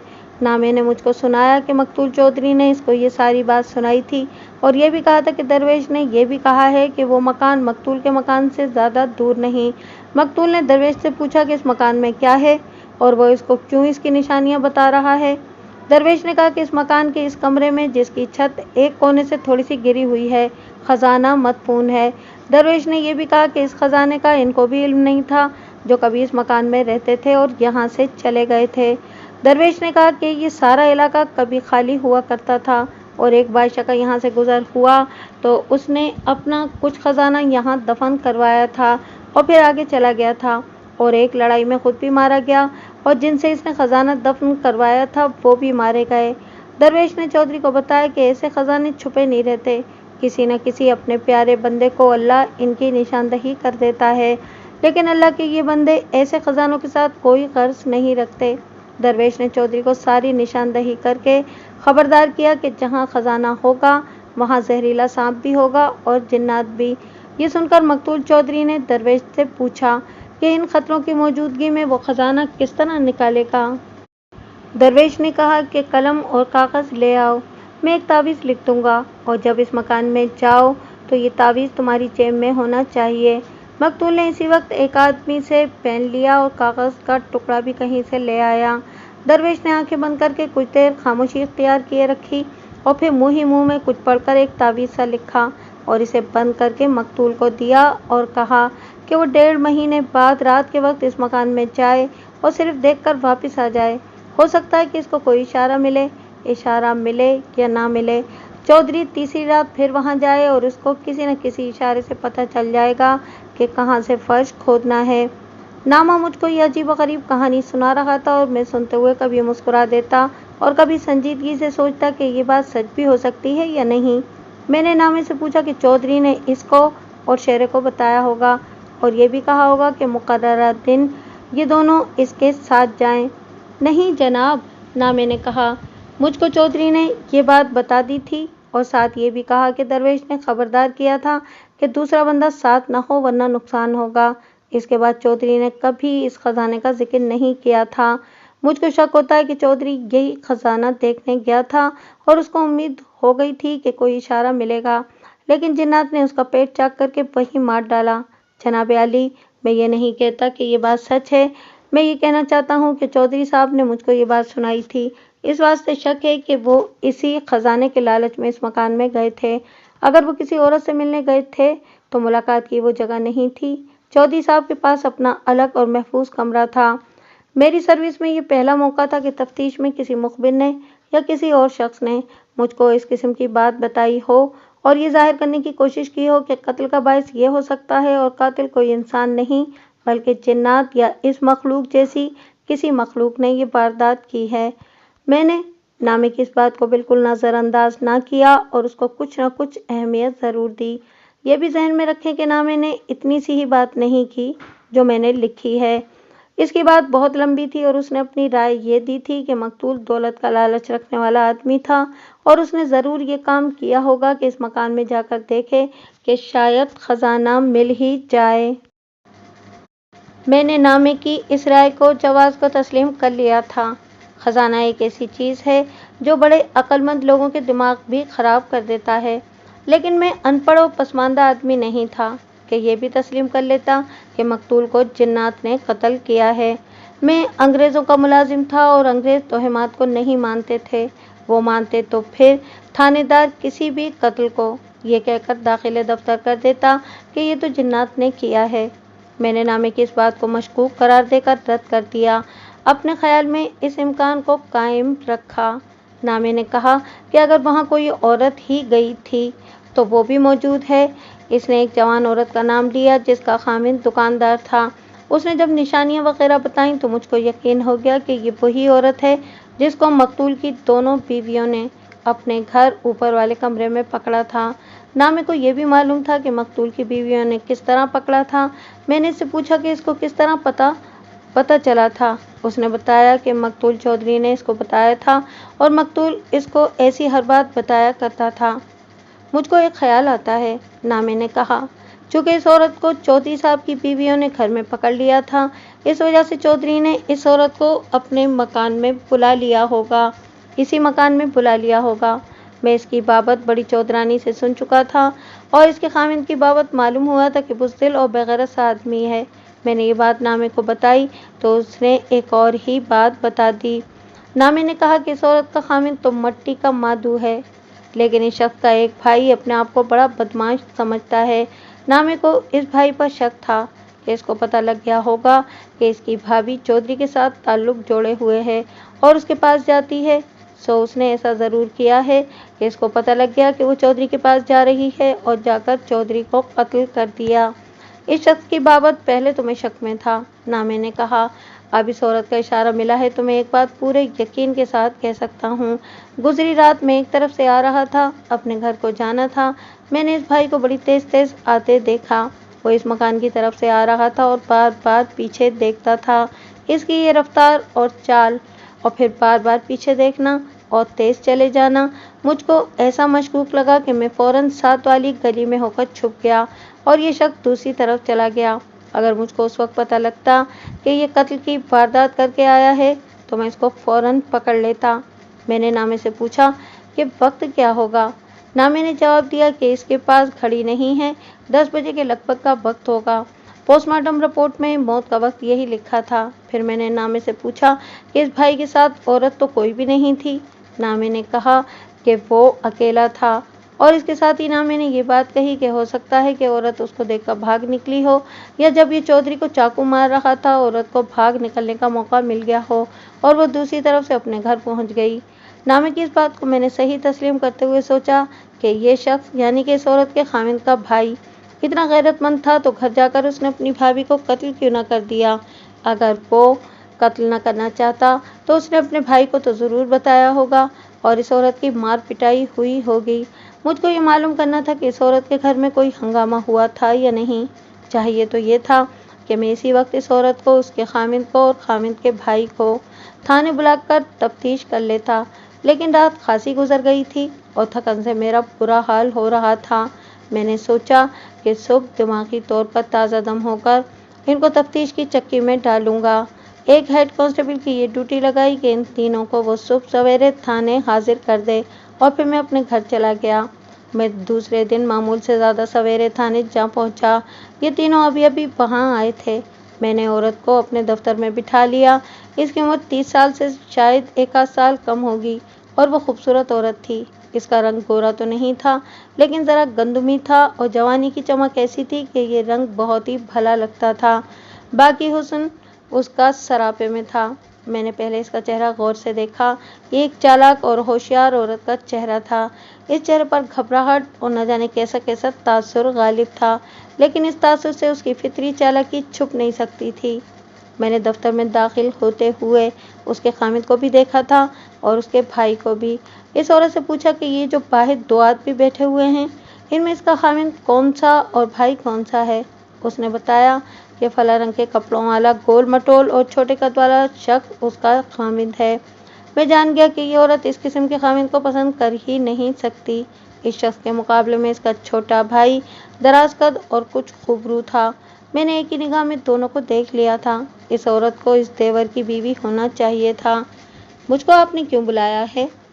उस औरत ने कहा, मैं तो कहीं की नहीं रही। आप मुझको चोरी छुपे अलग बुला लेते और जो पूछते वो मैं बता देती।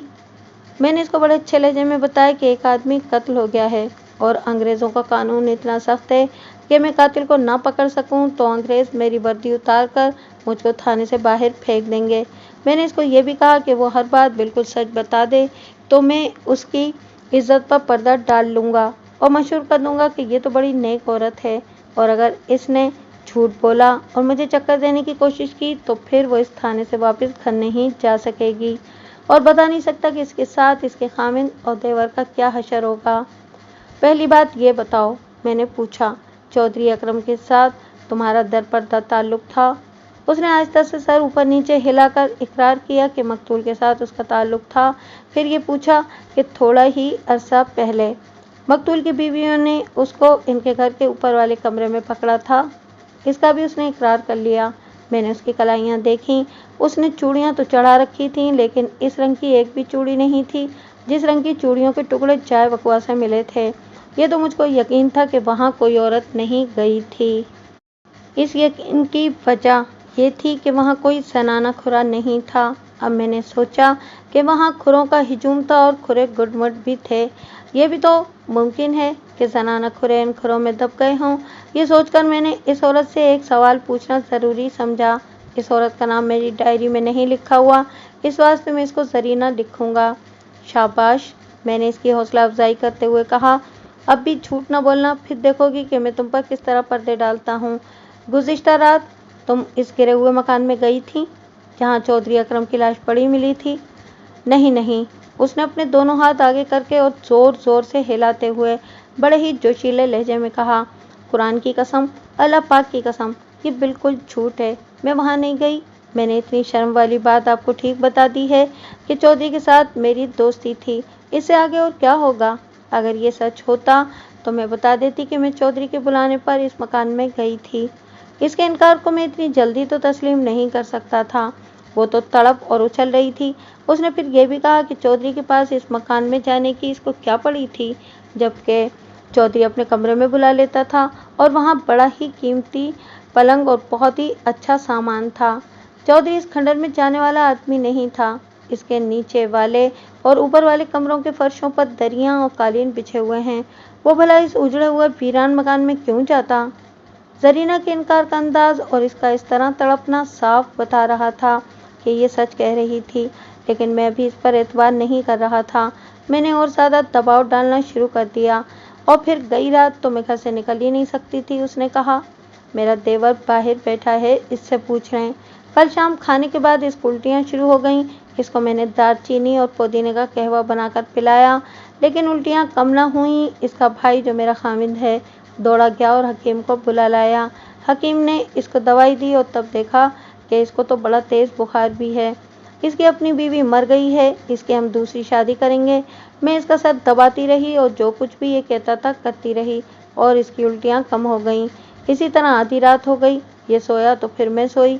हमें तो इसकी परेशानी पड़ गई थी। भला इस हालत में ये कैसे हो सकता था کہ میں اپنی عیش کے واسطے اپنے دوست کے پاس چلی جاتی۔ زرینہ نے یہ تو بڑی قیمتی بات کہتی تھی، نہ میں نے مجھ کو بتایا تھا کہ اس نے اس شخص کو واردات والے مکان کی طرف سے آتے دیکھا تھا اور یہ پیچھے کو دیکھتا ہوا بہت تیز چل رہا تھا۔ اب یہ میں نے دیکھنا تھا کہ سچا کون ہے، زرینہ یا نامہ۔ میں نے زرینہ سے اس حکیم کا نام پوچھ لیا جس کو اس کا خامند گھر لایا تھا۔ پھر میں نے اس کو کہا کہ تمہیں باہر بٹھاتا ہوں، پوری تحقیقات کروں گا، اگر تمہاری یہ بات جھوٹ نکلی تو پھر مجھ سے کوئی امید نہ رکھنا، اور اس انجام کا تم تصور نہیں کر سکتی جس تک تم پہنچو گی۔ میرے سر پر قرآن مجید رکھ دیں، زرینہ نے کہا، پھر ہر طرف سے اور ہر جگہ سے معلوم کر لیں کہ میں کل رات شام کے بعد سے صبح تک کہاں تھی۔ میں نے ایک ہیڈ کانسٹیبل کو بلایا اور زرینہ کو اس کے حوالے کر کے کہا کہ اس کو الگ بٹھا لو اور اس کے دیور کو اندر بھیج دو۔ دیور اندر آیا اور میں نے اس کو اپنے سامنے بٹھا لیا۔ میری ایک بات کان کھول کر سن لو، میں نے اس کو کہا، میں تم پر خواہ مخواہ اور بلا وجہ کوئی الزام نہیں تھوپوں گا، میں جو پوچھوں وہ 16 آنے سچ بتانا، رتی برابر بھی جھوٹ نہ بولنا، ورنہ بہت تکلیف اٹھاؤ گے۔ اگر تم نے کوئی غلط حرکت کی ہے اور وہ مجھ کو بالکل سچ بتا دو گے تو میں اس پر مٹی ڈال دوں گا اور تمہیں تھانے سے جانے کی اجازت دے دوں گا۔ ایک بات میری بھی سن لیں سرکار، اس نے خود اعتمادی اور جرات مندی سے کہا، مجھ کو تو یہی بات سمجھ میں نہیں آئی کہ مجھ کو تھانے بلایا کیوں گیا ہے۔ میں بندہ تو گناہ گار ہوں، لیکن مجھ کو یہ بتا دیں کہ کس گناہ کے معاملے میں مجھ کو یاد کیا ہے۔ یہ دیکھ کر مجھ کو اطمینان ہوا کہ یہ شخص گھبرائے اور ڈرے بغیر بول سکتا ہے اور بڑے اثر والے انداز سے بولتا ہے۔ ملزموں اور مشتبہوں کا لہجہ اتنا پختہ نہیں ہوا کرتا، یہ لہجہ بڑے پکے اور استاد جرائم پیشہ آدمیوں کا ہوتا ہے، یا کوئی 100% سچ بولنے والا شخص اس لہجے میں بولا کرتا ہے۔ گزشتہ رات 10 بجے کے لگ بھگ تم کہاں تھے؟ میں نے پوچھا۔ گھر پر پڑا بخار میں چل رہا تھا، اس نے جواب دیا۔ الٹیاں ذرا کم ہو گئی تھیں اور الٹیاں کر کر کے میرا پیٹ اور سینہ اوپر تلے ہو گئے تھے اور سر درد سے پھٹ رہا تھا۔ تم شاید سچ نہیں بول رہے، میں نے مسکراتے ہوئے کہا۔ رات 10 بجے کے لگ بھگ تم ایک گلی میں بڑے تیز تیز چلے جا رہے تھے اور بار بار پیچھے دیکھتے تھے، کیا تم کسی حکیم یا ڈاکٹر کے پاس گئے تھے یا جا رہے تھے یا اتنی جلدی میں تھے؟ آپ چلنے کی بات کر رہے ہیں، اس نے کہا، اور وہ بھی تیز تیز۔ گزشتہ رات میری حالت تو یہ تھی کہ میں آہستہ بھی نہیں چل سکتا تھا، اور رہی بات کسی ڈاکٹر یا حکیم کے پاس جانے کی تو جناب عالی، حکیم مجھ کو دیکھنے گھر آیا تھا، کیا کسی نے مجھ کو گلی میں جاتے دیکھا تھا؟ ہاں دیکھا تھا، میں نے جواب دیا۔ میں کوئی قسم نہیں کھاؤں گا، اس نے کہا، اس آدمی کو جس نے مجھ کو دیکھا تھا میرے سامنے لے آئیں، وہ مجھ کو دیکھے، ہو سکتا ہے کہ میری غلط فہمی میں اس نے کسی اور کو دیکھا ہو، یا میرے سامنے کہتے کہ اس نے مجھ کو ہی دیکھا تھا۔ مجھ کو حکیم یاد آ گیا، میں اٹھا، باہر گیا اور ایک کانسٹیبل کو یہ کہہ کر دوڑایا کہ اس نام کے حکیم کو فوراً ساتھ لے آئے اور ذرا دیر نہ کرے۔ پھر میں اپنے دفتر میں جا کر زرینہ کے دیور کے سامنے بیٹھ گیا۔ اس نے میرے اگلے سوال کا انتظار کیے بغیر مجھ سے پوچھا کہ یہ معاملہ کیا ہے اور ان تینوں کو کیوں بلایا گیا ہے۔ میں نے اس کو بتایا کہ یہ تفتیش چودھری اکرم کے قتل کے سلسلے میں ہو رہی ہے۔ اس نے پوچھا کہ اس واردات کے ساتھ اس کا کیا تعلق ہے۔ میں نے اس کو صاف الفاظ میں بتایا کہ زرینہ کا تعلق چودھری اکرم کے ساتھ تھا، اور یہ کیسا تعلق تھا، اور وہ ضرور جانتا ہوگا، اس واسطے کہ یہ ایک مشہور بات تھی۔ اس کا سر جھک گیا اور ذرا دیر بعد اس نے سر اٹھایا، اس کے چہرے پر ندامت کا تاثر تھا۔ مجھ کو معلوم نہیں، اس نے کہا، آپ کہتے ہیں تو مان لیتا ہوں، لیکن چودھری اکرم گئی رات قتل ہوا ہے، کیا آپ یہ کہنا چاہتے ہیں کہ میں نے اس کو قتل کیا ہے، اور قتل کی وجہ یہ ہے کہ اس نے میری بھابھی کے ساتھ ناجائز مراسم رکھا ہوا تھا؟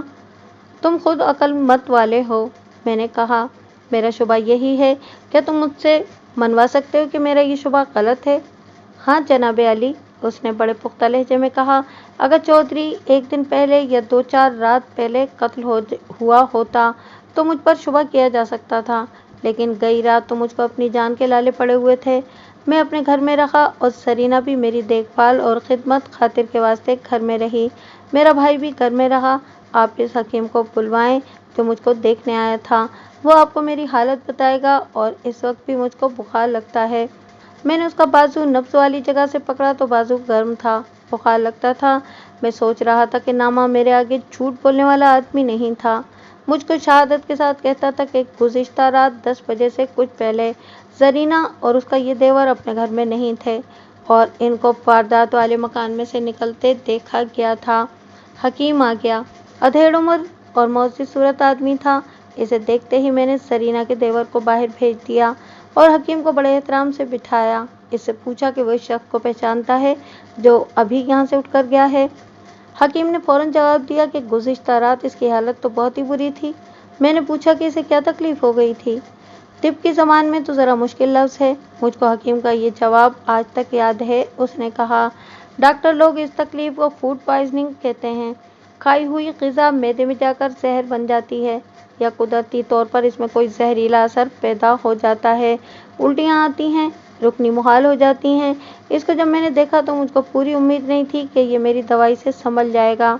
मुझको तवक्को थी कि इसको अस्पताल भेजना पड़ेगा।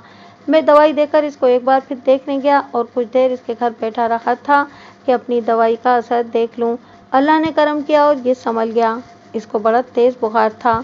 मैंने ज़रीना को बुलवाया और हकीम के सामने 2 मिनट खड़ा किया और फिर इसको वापस भेज दिया।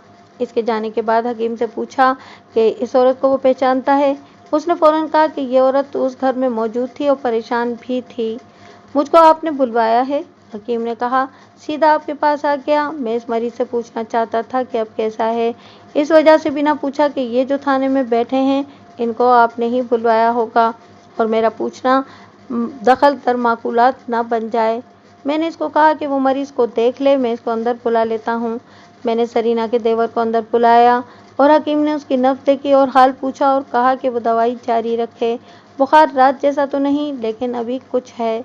मरीज को मैंने बाहर भेज दिया और हकीम के साथ 2-4 मज़ीद बातें हुई। मुझको एक शक रह गया था। कभी यूँ होता है कि असल मुजरिम जाए वारदात से गैर हाज़िरी साबित करने के लिए कोई पक्का बंदोबस्त कर लेता है, जो अमूमन ये होता है कि वो तो उस वक्त फ़लाँ आदमी के घर बैठा या फ़लाँ जगह था। इस सूरत में मुल्ज़िम मुतल्लिका आदमी को कुछ रकम देता है और वो आदमी बड़ी पक्की गवाही दे देता है। मैंने इस हकीम को इस शक की नज़र से देखा तो इसमें मुझको कोई ऐसी बात नज़र न आई। वो सही मायनों में मुअज़्ज़िज़ और दयानतदार आदमी था। मुख्तसर बात यह है कि ये साबित हो गया कि न ज़रीना उस मकान में गई थी न उसका देवर। इसके बाद मैंने ज़रीना के खाविंद के साथ कोई भी बात करना मुनासिब ना समझा। ज़रूरत ही नहीं थी। अगर इसकी बीवी ने किसी के साथ नाजायज़ ताल्लुक़ रखे हुए थे तो ये गुनाह तो था, लेकिन इसके साथ मेरा कोई ताल्लुक़ नहीं था। मैंने इन तीनों को जाने की इजाज़त दे दी। अब फिर मेरे दिमाग में वही बात उतर गई कि जाए वक़ुआ पर कोई औरत गई ही नहीं थी। मेरा मसला ज्यों का त्यों और वहीं का वहीं था। मैंने इन चंद एक अफराद का जिक्र नहीं किया जो बज़ाहिर मुअज़्ज़िज़ कहलाते हैं लेकिन दरपर्दा पुलिस के मुखबिर होते हैं। वो भी मेरे पास आना शुरू हो गए थे। इनमें से एक आ गया और उसने अपनी रिपोर्टें दी लेकिन कोई नई बात ना मिली। वो उठा तो एक और आ गया जो मकतूल की ही हैसियत का आदमी था। वो भी कमोबेश 1 घंटा ज़ाया कर गया और कोई कारआमद बात बराए तफ्तीश ना मिली। मेरी दिमागी हालत ये हो गई कि मुझको ख्याल आने लगा कि नामे की ही ये बात ठीक ना हो कि मकतूल को जिन्नात ने कत्ल किया है और मकतूल वहाँ खजाने की तलाश में गया था। इतने में शेरा खुद आ गया। ये शख्स मकतूल का ख़ास आदमी था, जुराइम पेशा क्लास से ताल्लुक़ रखता था। इसका पहले मैं तारुफ करवा चुका हूँ। ये शख्स मेरा बाकायदा मुखबिर तो नहीं था जैसा कि नामा था, लेकिन कभी कभार आ जाता था और एक आध बार इसको किसी और वारदात के सिलसिले में मैंने बुलाया था। अब वो आया तो इसको देखकर मालूम नहीं क्यों मुझको इत्मीनान सा हुआ। उसने अपने आने की वजह ये बताई कि इसको पता लगा था कि ज़रीना और उसके खाविंद और देवर को मैंने बुलवाया है तो वो चला आया। मैंने इससे पूछा कि वो इनकी बाबत कोई ख़ास बात जानता है। उसने जवाब दिया कि वो कोई ऐसी बात तो नहीं जानता जिसका ताल्लुक़ इस वारदात के साथ हो, लेकिन ज़रीना के देवर को जानता है। शेरा ये बताने आया था कि ज़रीना का खाविंद तो महज रस्मी खाविंद है। ज़रीना का असल खाविंद तो इसका ये देवर है। इस देवर की शादी हुई थी लेकिन 1 ही साल बाद इसकी बीवी मर गई। इसका कारोबार अच्छा चलता था। ज़रीना ने इसको अपने जाल में फांस लिया।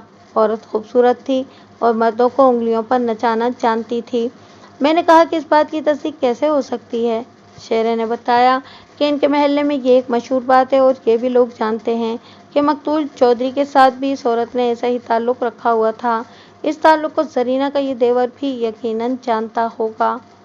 मुझको ये बता शेरे, मैंने पूछा, क्या इस देवर ने ये जुर्रत की होगी कि चौधरी अकरम को कत्ल कर देता? क्या कोई ऐसा सबूत है कि ये शख्स इस मकान में गया था? ये दिमाग से निकाल दें, शेरे ने कहा। इस शख्स में इतनी जुर्रत और गैरत होती तो कुछ अर्सा पहले चौधरी को कत्ल कर चुका होता। खुद ही सोचें, ये तो बेगैरत आदमी है जिसने बड़े भाई की बीवी को अपनी बीवी बनाया हुआ है। मैंने शेरे से पूछा कि नामा कहाँ है? उसने बताया कि वो मकतूल चौधरी अकरम के घर है। वो अब मातम वाला घर था, इस वास्ते वहाँ कामकाज ज़्यादा थे। इस वजह से मैंने शेर को कहा कि वो वहाँ क्यों नहीं गया। मेरा ताल्लुक चौधरी के साथ था, शेरे ने जवाब दिया। ना मैंने चौधरी के अलावा इसकी बीवियों के साथ ज़्यादा गहरा ताल्लुक बनाया हुआ था। वो तो अंदर जाकर इनके पास बैठा भी रहता था। मैंने शेरे के साथ तबादला ख्यालात शुरू कर दिया। शेरा नामे से ज़्यादा सियाना था। उसको किसी तरह पता लग गया था कि ये बात मशकूक है कि मकान के अंदर कोई औरत भी थी।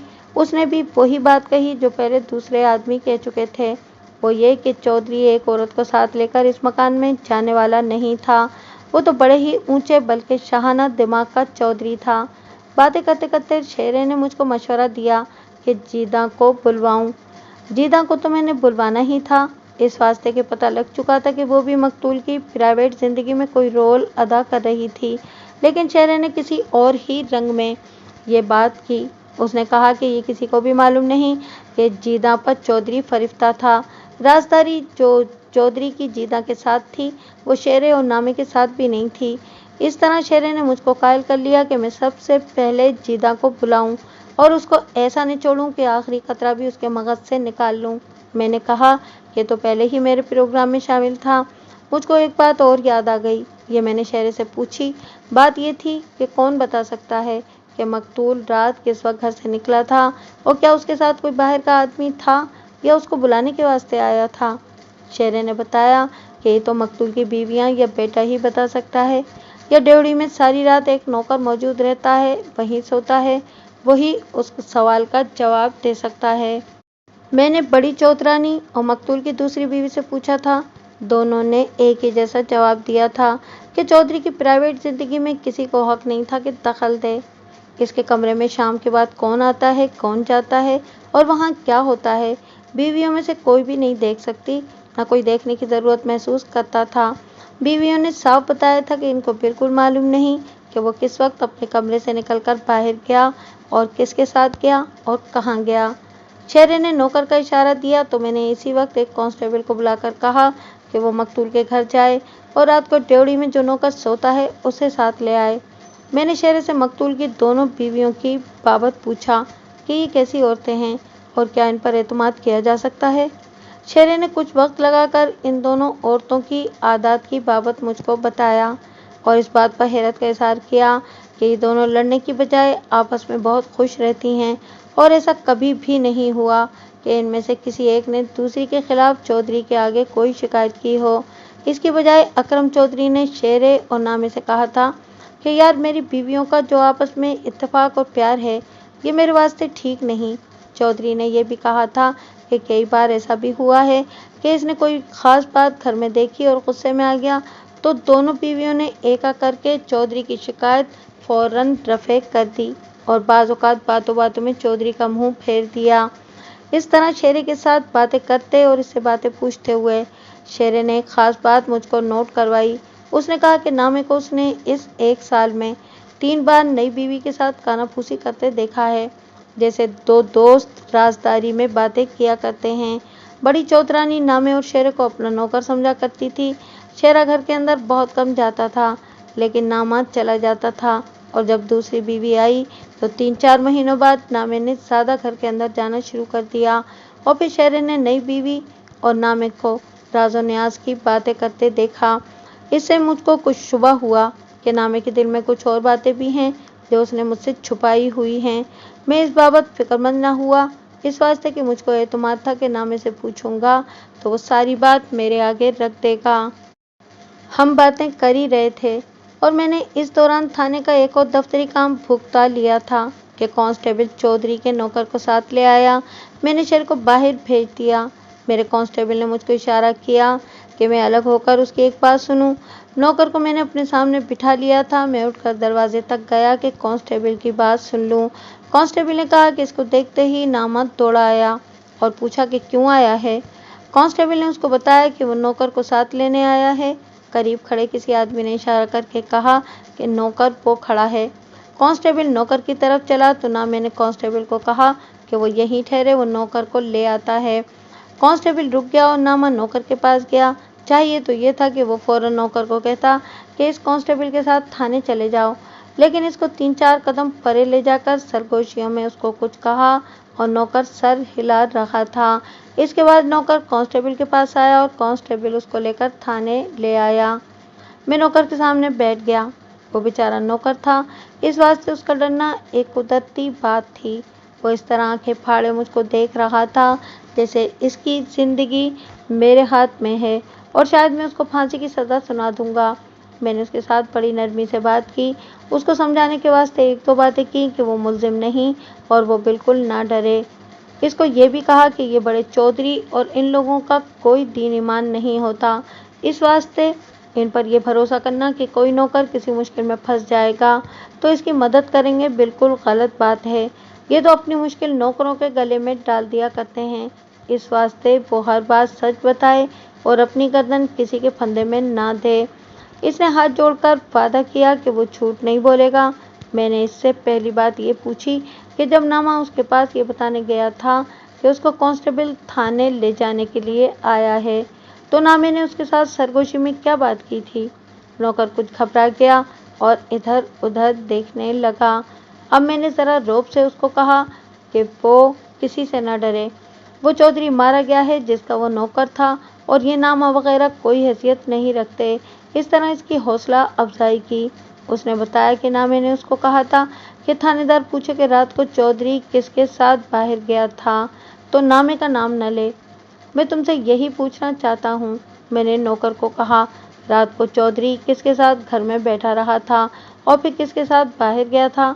क्या उसको कोई बुलाने के लिए आया था या क्या वो तुम्हें बताकर गया था कि कहाँ जा रहा है और कब वापस आएगा? चौधरी साहब के पास बाहर के 2 आदमी बैठे रहे थे, नौकर ने जवाब दिया। इन दोनों को मैंने पहली बार देखा था और वो यहाँ के रहने वाले लगते ही नहीं थे। मेरे साथ मेरी चारपाई पर ड्योढ़ी में नामा बैठा रहा और हम हुक्का पीते रहे। फिर नामा मुझको कुछ बताए बगैर बाहर निकल गया। उसके तकरीबन आधे घंटे बाद चौधरी साहब कमरे से निकलकर ड्योढ़ी में आए और मुझको कहा कि मैं थोड़ी देर के वास्ते बाहर जा रहा हूँ, जल्दी वापस आ जाऊँगा। चौधरी साहब बाहर निकले तो मैं भी दरवाजे से बाहर गया। 20-25 कदम दूर नामा खड़ा था। चौधरी साहब इसकी तरफ जा रहे थे। मैंने अंदर आकर दरवाज़ा बंद कर लिया और ये नहीं देखा कि वो इकट्ठे कहीं गए थे या अलग अलग किसी तरफ गए थे। मुझको याद आया कि मैंने नामे से पूछा था कि वो और शेरा शाम को चौधरी अकरम के घर नहीं गए थे। ये मैंने इस वास्ते पूछा था कि अगर ये शाम को वहाँ गए थे तो शायद इनको मालूम होगा कि रात को चौधरी किसके साथ चला गया था। मेरे सवाल के जवाब में नामे ने कहा था कि उसने सारा दिन चौधरी की सूरत भी नहीं देखी थी और शाम को या इसके बाद वो वहाँ गया ही नहीं था। सुबह उसको ये खबर मिली कि चौधरी अकरम कत्ल हो गया है। मेरे वास्ते सोचने वाली बात ये भी थी कि नामे ने नौकर को ये क्यों कहा था कि थानेदार ये पूछे कि चौधरी किसके साथ गया था तो नौकर नामे का नाम न ले। इससे पहले नामे ने बड़े यकीन के साथ कहा था कि उसने सरीना के देवर को वारदात वाले मकान की तरफ से बड़ी तेज तेज जाते और पीछे मुड़ मुड़ कर आते हुए देखा था, लेकिन सरीना का देवर घर में ऐसी बीमारी में पड़ा था कि वो घर से निकल ही नहीं सकता था। ये भी नामे ने झूठ बोला था। अब मुझको शेरे की इस बात में खासा वजन नजर आने लगा कि नामा चौधरी की बीवियों के साथ ज़्यादा मेल जोल रखता था और छोटी बीवी के साथ उसको राज और न्याज की बातें करते देखा गया था। मैंने एक कांस्टेबल को भेजा कि वो नामे को साथ ले आए। फिर मैंने नौकर से कुछ और बातें पूछी तो पता लगा कि इसको अंदर के हालात का कुछ ज़्यादा इल्म नहीं। इसको मैंने बाहर बिठा दिया। नामा आ गया। वो मकतूल के घर था और मकतूल सुपुर्द खाक हो चुका था। नामा जब मेरे दफ्तर के दरवाजे में आया तो मेरी नज़रें उसके पाँव की तरफ चली गईं। मेरे दिमाग में फ्लैट शूज़ का खुरा आ गया था। ख्याल आया था कि उजड़े हुए मकान में यही शख्स ना गया हो उसने कोई और ही जूती पहन रखी थी। मैंने इस जूती का खुरा चेक करने की ज़रूरत ना समझी, इस वास्ते कि जाए बकुआ वाला खुरा इस जूती का हो ही नहीं सकता था। नामे ने बड़ी बेतकल्लुफ़ी से मुझको सलाम किया और मेरे कहे बगैर मेरे सामने कुर्सी पर बैठ गया। मैंने इन लोगों के साथ ऐसी ही बेतकल्लुफ़ी रखी हुई थी और इससे मुझको फ़ायदा ही पहुंचता था। एक शक रफ़े करना है ना मैं यार, मैंने कहा, लेकिन तुमने तो कल सारा दिन चौधरी की सूरत भी नहीं देखी थी और शाम को भी इससे नहीं मिले थे, फिर तुम शायद मुझको कुछ भी ना बता सको। हाँ जी, ना मैंने कहा, कल दिन और गुजरी रात की बाबत तो मैं कुछ भी नहीं बता सकता कि चौधरी कहाँ गया और किसके साथ गया और कितनी देर बाहर रहा। फिर तुम गुज़िश्ता रात चौधरी के घर से 20-25 गज दूर खड़े क्या कर रहे थे? मैंने नामे से कहा, इससे पहले तुम नौकर के पास ड्योढ़ी में बैठे हुक्का पीते रहे थे। पहले ये बताओ कि वो 2 आदमी कौन थे जो चौधरी के पास आए बैठे थे? नामे के चेहरे पर तब्दीली सी आ गई। उसने हैरत से मेरे मुंह को देखा और बोला, कुछ भी नहीं। मैंने इसको ज़्यादा सोचने की मोहलत न दी और अपना सवाल एक बार फिर किया और कहा कि फ़ौरन जवाब दो। वो चालाक आदमी था, इतनी जल्दी हाथ आने वाला नहीं था।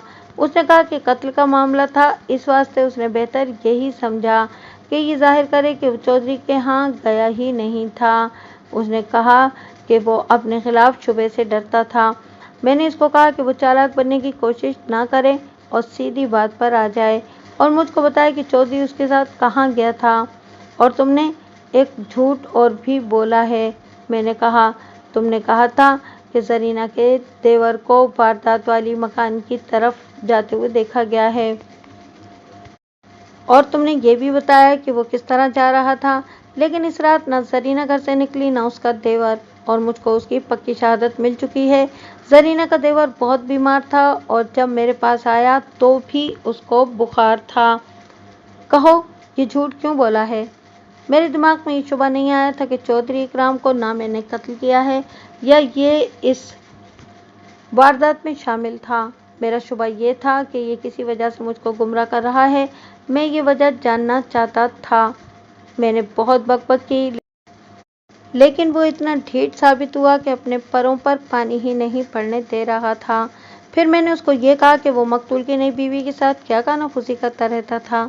इसका जवाब भी जो उसने दिया वो मेरे वास्ते काबिल कबूल नहीं था। उसने आखिर ये कहा कि मालूम होता है कि शेरे और नौकर ने उसके खिलाफ गलत बातें कहकर मुझको भड़का दिया है। मैंने उसको कहा कि वो मुझको कोई तसल्लीबख्श जवाब नहीं दे सका और जब तक वो ठीक जवाब नहीं देगा मैं उसको थाने से बाहर नहीं जाने दूंगा। मैंने उसको ये भी बता दिया कि मुझको उस पर ऐसा शक नहीं कि उसने चौधरी को कत्ल किया है।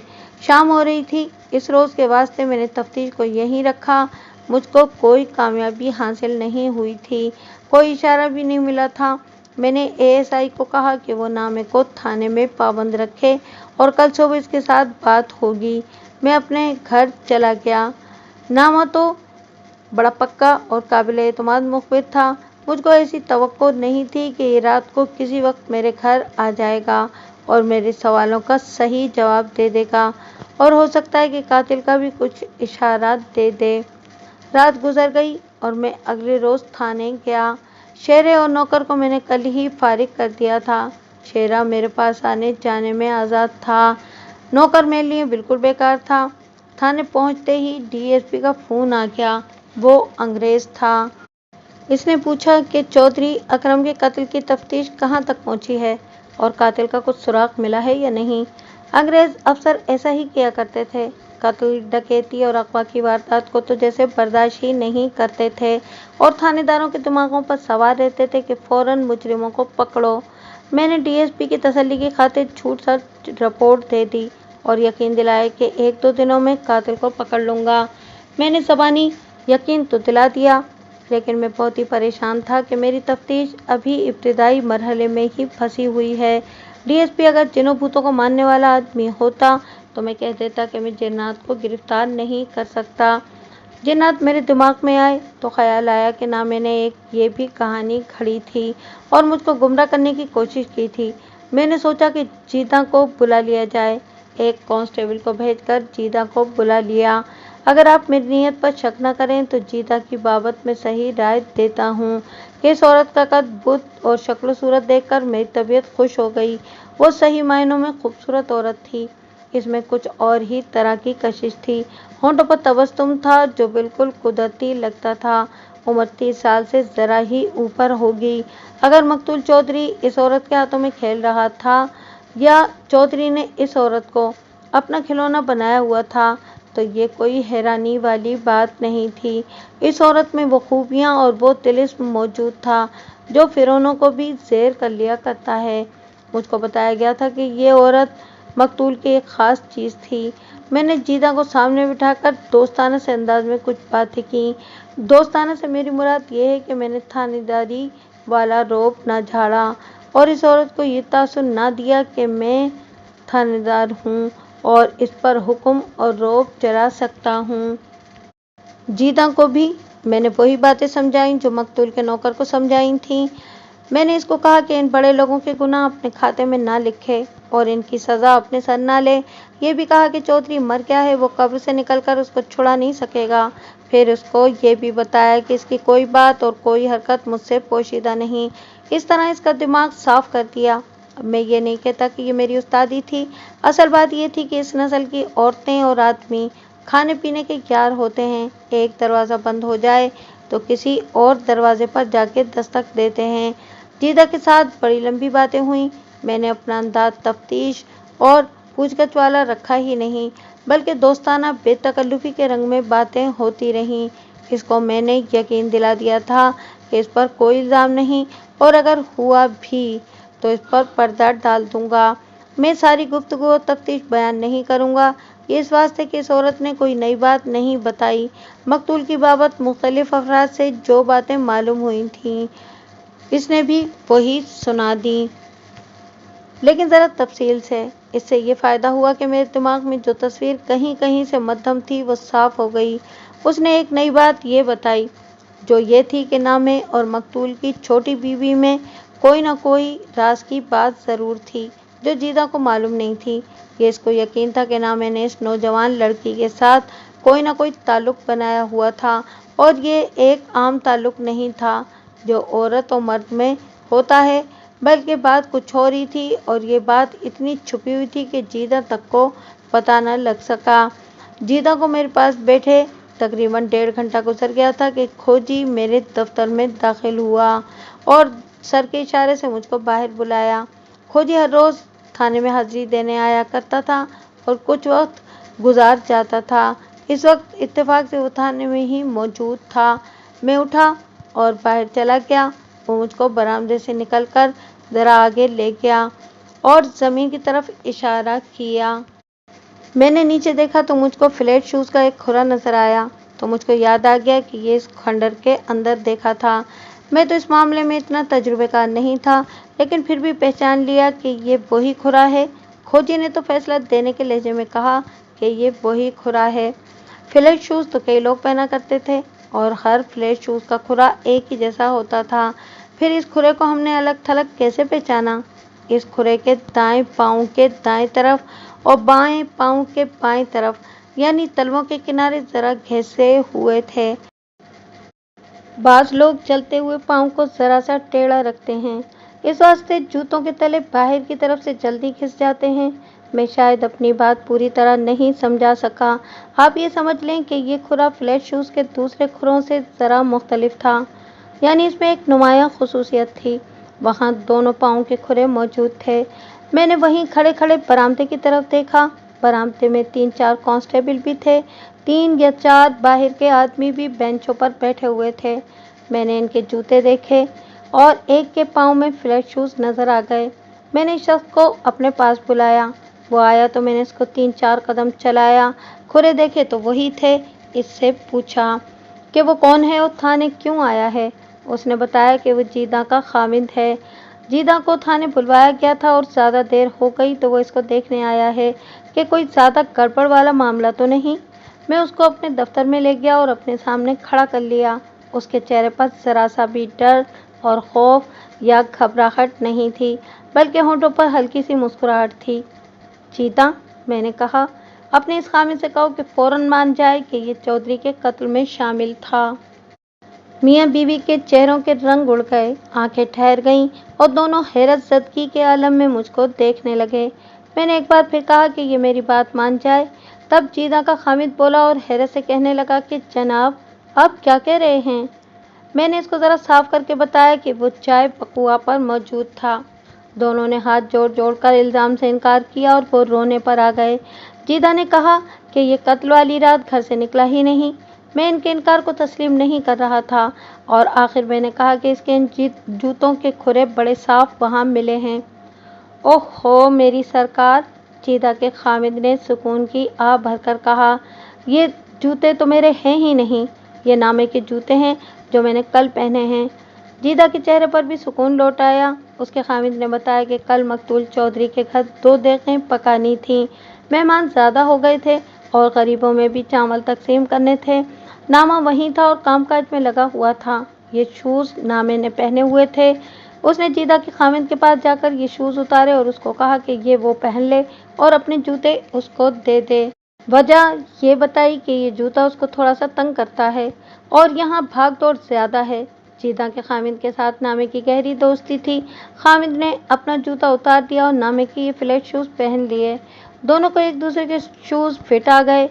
ये बेतकल्लुफ़ी और गहरी दोस्ती का इजहार था, वरना जीदा का खामिद कुछ पसोपेश करता और वैसे ही कोई वजह बताकर कह देता कि वो अपने शूज़ नहीं देगा। मैंने एक हेड कांस्टेबल को बुलाकर इन मियाँ बीवी को उसके हवाले किया और कहा कि इनको बाहर बिठाए रखो और नामे को मेरे पास भेज दो। अब नामा मेरे दफ्तर के दरवाजे पर आया तो साफ पता लगता था कि उसके कंधों पर बहुत ज़्यादा बोझ लाद दिया गया है और ये अच्छी तरह चल नहीं सकता। वो जुराइम और पुलिस की दुनिया का कारिंदा था। अच्छी तरह जानता था कि उसका भांडा फूट गया है और थानेदार कैसे कैसे कमालात करके दिखा सकता है। उसने जीदा और उसके खामिद और फिर खामिद के पाँव में अपने शूज़ को भी देख लिया होगा। आगे आ जाना मैंने कहा, कहानी ख़त्म हो गई है। अब मुझको चक्कर न देना, वरना मैं जो चक्कर दिया करता हूँ वो तुम जानते हो। मैं एक बार सोचकर उठा और नामे को बाजू से पकड़कर बरामदे में ले गया। उसके जूते उतरवा लिए और जीदा के खामिद के पाँव से फ्रेश शूज़ उतरवा कर नामे को पहनाए और उसको बाहर कच्ची ज़मीन पर ले गया और 2-4 कदम चलाया। खोजी साथ था। उसने खुरे देखे तो बेसाख्ता बोल उठा, ये हैं सही खुरे। यहाँ मैं आपको एक ख़ास बात बताता हूँ। खुरे में खोजी ये भी देख लेते हैं कि इस पर वज़न कितना पड़ा हुआ है। नामे का जिस्म दुबला पतला था और जीदा के खामिद का जिस्म मोटापे की तरफ जाता था, यानी उसका वज़न नामे के वज़न से तकरीबन दुगना था। मैं तो इस फ़र्क को न पहचान सका। खोजी ने फ़ौरन पहचान लिया। मैं नामे को अपने दफ्तर में ले गया और कहा कि वो फ़ौरन बोल पड़े। मैं एक मिनट भी इंतज़ार नहीं करूँगा नामे, मैंने कहा। तुम्हारे सारे झूठ खुलकर तुम्हारे आगे रख दिए थे और आज फैसला हो गया है तुम्हारे खिलाफ। पूरी शहादत आ गई है। नहीं मानोगे तो अच्छी तरह जानते हो तुम्हारा यहाँ क्या हशर होगा और इसके बाद फांसी की सज़ा दिलवाऊंगा। इसको मालूम था कि अब इसके बच निकलने का कोई रास्ता नहीं रहा। इसके आंसू निकल आए और वह उठकर मेरी मेज़ की तरफ आया और मेरे पास बैठकर मेरे पाँव पकड़ लिए। मैंने इसको बड़े रौब से उठाया कि पहले वो इकबाली बयान दे, फिर मैं इसकी मदद करूँगा। वो इस सारे अमल से बड़ी अच्छी तरह वाकिफ़ था। अपनी बहन की खातिर, नामे ने रुंधी हुई आवाज़ में कहा, सरकार जी, अपनी कंवारी बहन को ठिकाने लगाने के वास्ते ये जुर्म किया था। सोचा था नहीं कि पकड़ा जाऊंगा, लेकिन इसके बाद वो बहुत रोया और मैंने उसको रोने ही दिया। और जब उसने मेरी तरफ तवज्जो दी तो मैंने ज़रा शफ़क़त से 1-2 बातें की और कहा कि वो बयान दे दे और मैं इसकी मदद करूँगा। उसने बड़ी लंबी कहानी सुनाई कि वो किस तरह मकतूल चौधरी का दोस्त बना था और उसको किस तरह खाता रहा और उसकी खातिर उसने कैसे कैसे काम किए। मकतूल की बाबत उसने जो बातें सुनाई वो मैं किसी न किसी की ज़बानी लिख चुका हूँ। मैं ये सुनाना चाहता हूँ कि इस शख्स ने इतना ख़तरनाक जुर्म क्यों किया। उसने बताया कि उसकी एक छोटी बहन है जो शादी की उम्र को पहुँच चुकी है। रिश्ते तो आते हैं, लेकिन ज़ेवरात, कपड़े और जहेज़ के वास्ते ज़रूरी चीज़ें बनाने के वास्ते इतने पैसे ही नहीं। उसने चोरी डाके की भी सोची थी, लेकिन इतनी हिम्मत ना पड़ी। वो खुद जुराइम की दुनिया में आ गया था, इस वास्ते सोचता कि उसकी बहन भी गलत रास्ते पर न चल निकले। उसने आखिर ये रास्ता सोचा कि मकतूल की मिन्नत करे कि इसको 15-20 हज़ार रुपया कर्जा दे दे, जिससे वो अपनी बहन की शादी कर दे और फिर वो कर्ज अदा करता रहेगा। मकतूल बड़े गंदे चलन का आदमी था। उसने कहा कि कर्जा दे देगा और इसी बहाने मकतूल ने नामे की बहन को देख लिया। नामे ने मुझको बयान देते हुए कहा कि इसकी बहन नौजवान तो है ही, कुछ खूबसूरत भी है, उसका रंग बड़ा साफ है। मकतूल चौधरी ने एक रोज़ नामे से कहा कि कभी अपनी बहन को यहाँ ले आना, मैं सारे मसले हल कर दूंगा। जाहिर है कि चौधरी ने बड़े मुहज़्ज़ब तरीके से ये बात की होगी, लेकिन नामा चौधरी के इशारे और उसकी ज़बान समझता था। नामा अंदर से जल उठा और सोचा कि इस चौधरी की इतनी खिदमत की है, इसको इसकी इज्जत का भी ख्याल नहीं। ये उस वक्त की बात है जब मकतूल ने दूसरी शादी की थी, यानी तकरीबन 1 साल पहले। नामे ने चौधरी को टालना शुरू कर दिया और चौधरी भी नई दुल्हन में मगन हो गया और चंद महीने गुजर गए। नामे ने यह कमाल कर दिखाया कि मकतूल की छोटी बीवी के साथ राजदारी पैदा कर ली।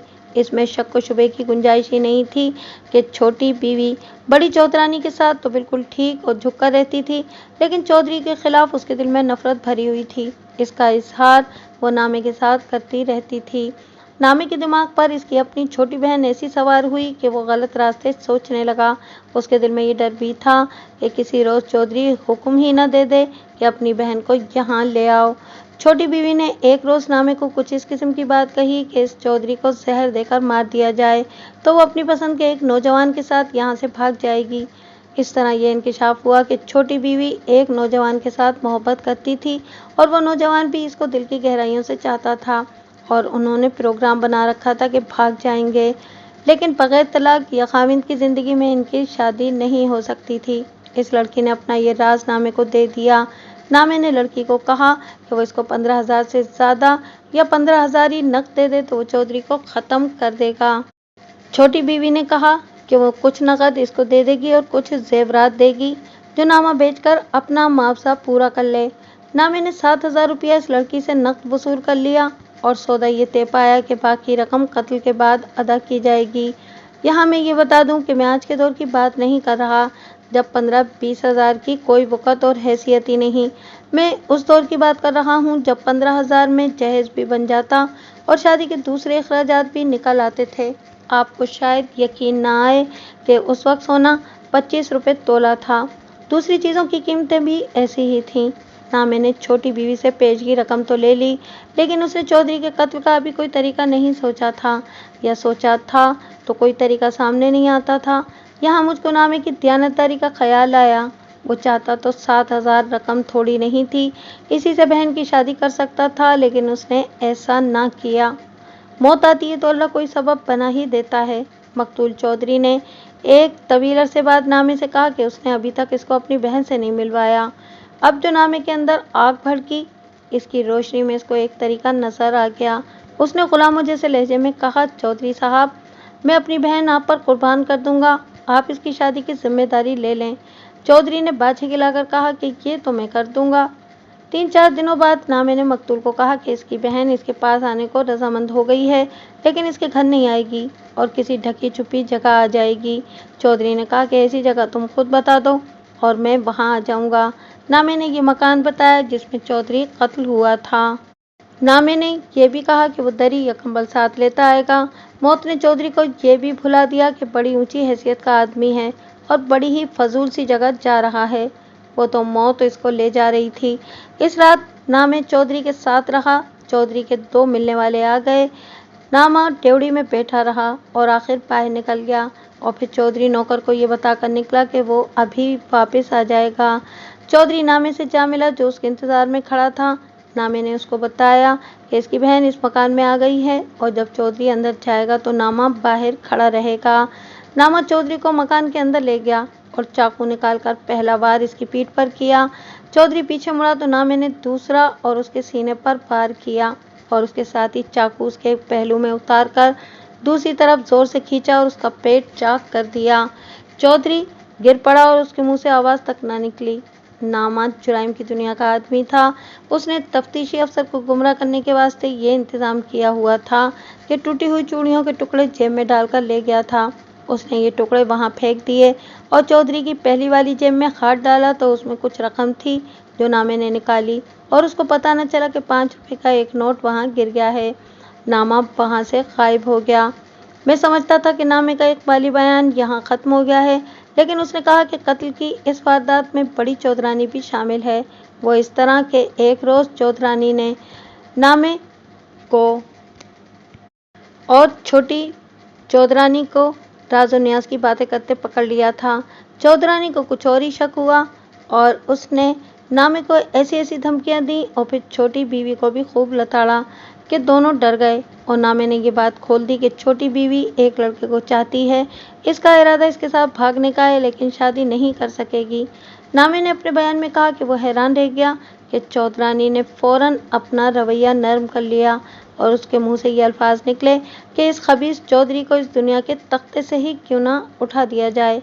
ऐसे खामिन से तो औरत बेवा अच्छी है। यहाँ से बात चली तो बड़ी चौधरानी इस बात पर संजीदा ही हो गई। मैं छोटी छोटी बातें नहीं सुना रहा, वरना ये कहानी बहुत लंबी हो जाएगी। आपको दिलचस्पी इसमें थी कि आखिर कातिल था कौन, वो मैंने बता दिया है। अब इस साजिश की मुख्तसर वाज़ेह तफसील बयान कर रहा हूँ। मालूम हुआ कि चौधरानी ने चौधरी से तमाम की तमाम जायदाद अपने बेटे के नाम रजिस्ट्री करवा ली थी। चौधरी को अपने बेटे के साथ बहुत ही प्यार था। इसमें चौधरानी की उस्तादी भी शामिल थी कि उसने ये काम करवा लिया। अब चौधरी के कत्ल की साजिश तैयार हुई तो चौधरानी ने कहा कि 7,000 रुपया तो छोटी ने दे दिया है, बाकी 8,000 रुपया चौधरानी दे देगी और नामे के 15,000 पूरे हो जाएंगे, जिससे वो अपनी बहन को बड़ी धूमधाम से ब्याह सकेगा। मकतूल जब सुपुर्द खाक हो गया तो इस शाम नामे ने चौधरानी से 8,000 रुपया नकद वसूल कर लिया था। मैंने दोनों बीवियों की दी हुई रकम नामे के घर से कानून कायदे के मुताबिक बरामद कर ली। मैंने दोनों चौधरानियों को गिरफ्तार कर लिया। शायद मैं इनको नज़रअंदाज कर देता, लेकिन रकम बरामद हुई थी, इस वास्ते इन दोनों की गिरफ्तारी और वारदात में इनकी शमूलियत ज़रूरी थी।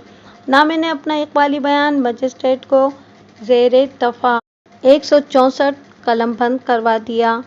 नामे ने अपने फ्लैश शूज़ एहतियात के तौर पर जीदा के खाविंद को पहनाकर उसकी जूती पहन ली थी। उसको ख्याल आ गया था कि इन शूज़ के खुरे जाए वकुआ पर होंगे और वो थाने जाता रहता है, खुरे पहचाने जा सकते हैं। मैंने केस बड़ी मेहनत से तैयार किया, जिसमें मेरी अंग्रेज़ डीएसपी की हिदायतकारी भी शामिल थी। केस जब मजिस्ट्रेट से होता हुआ सेशन कोर्ट में चला तो नामे की सज़ाए मौत सुना दी गई और दोनों चौधरानियों को 3-3 साल कैद बामशक्कत दी गई। हाई कोर्ट में अपीलें दायर हुई। नामे की सज़ाए मौत बरकरार रही और मकतूल की दोनों बीवियां बरी हो गईं। वकील ने इस नुक्ते पर बरी करवा लिया कि ऐसा कोई सबूत और शहादत मौजूद नहीं कि इन दोनों औरतों ने नामे को रकम दी थी और कत्ल पर तैयार किया था।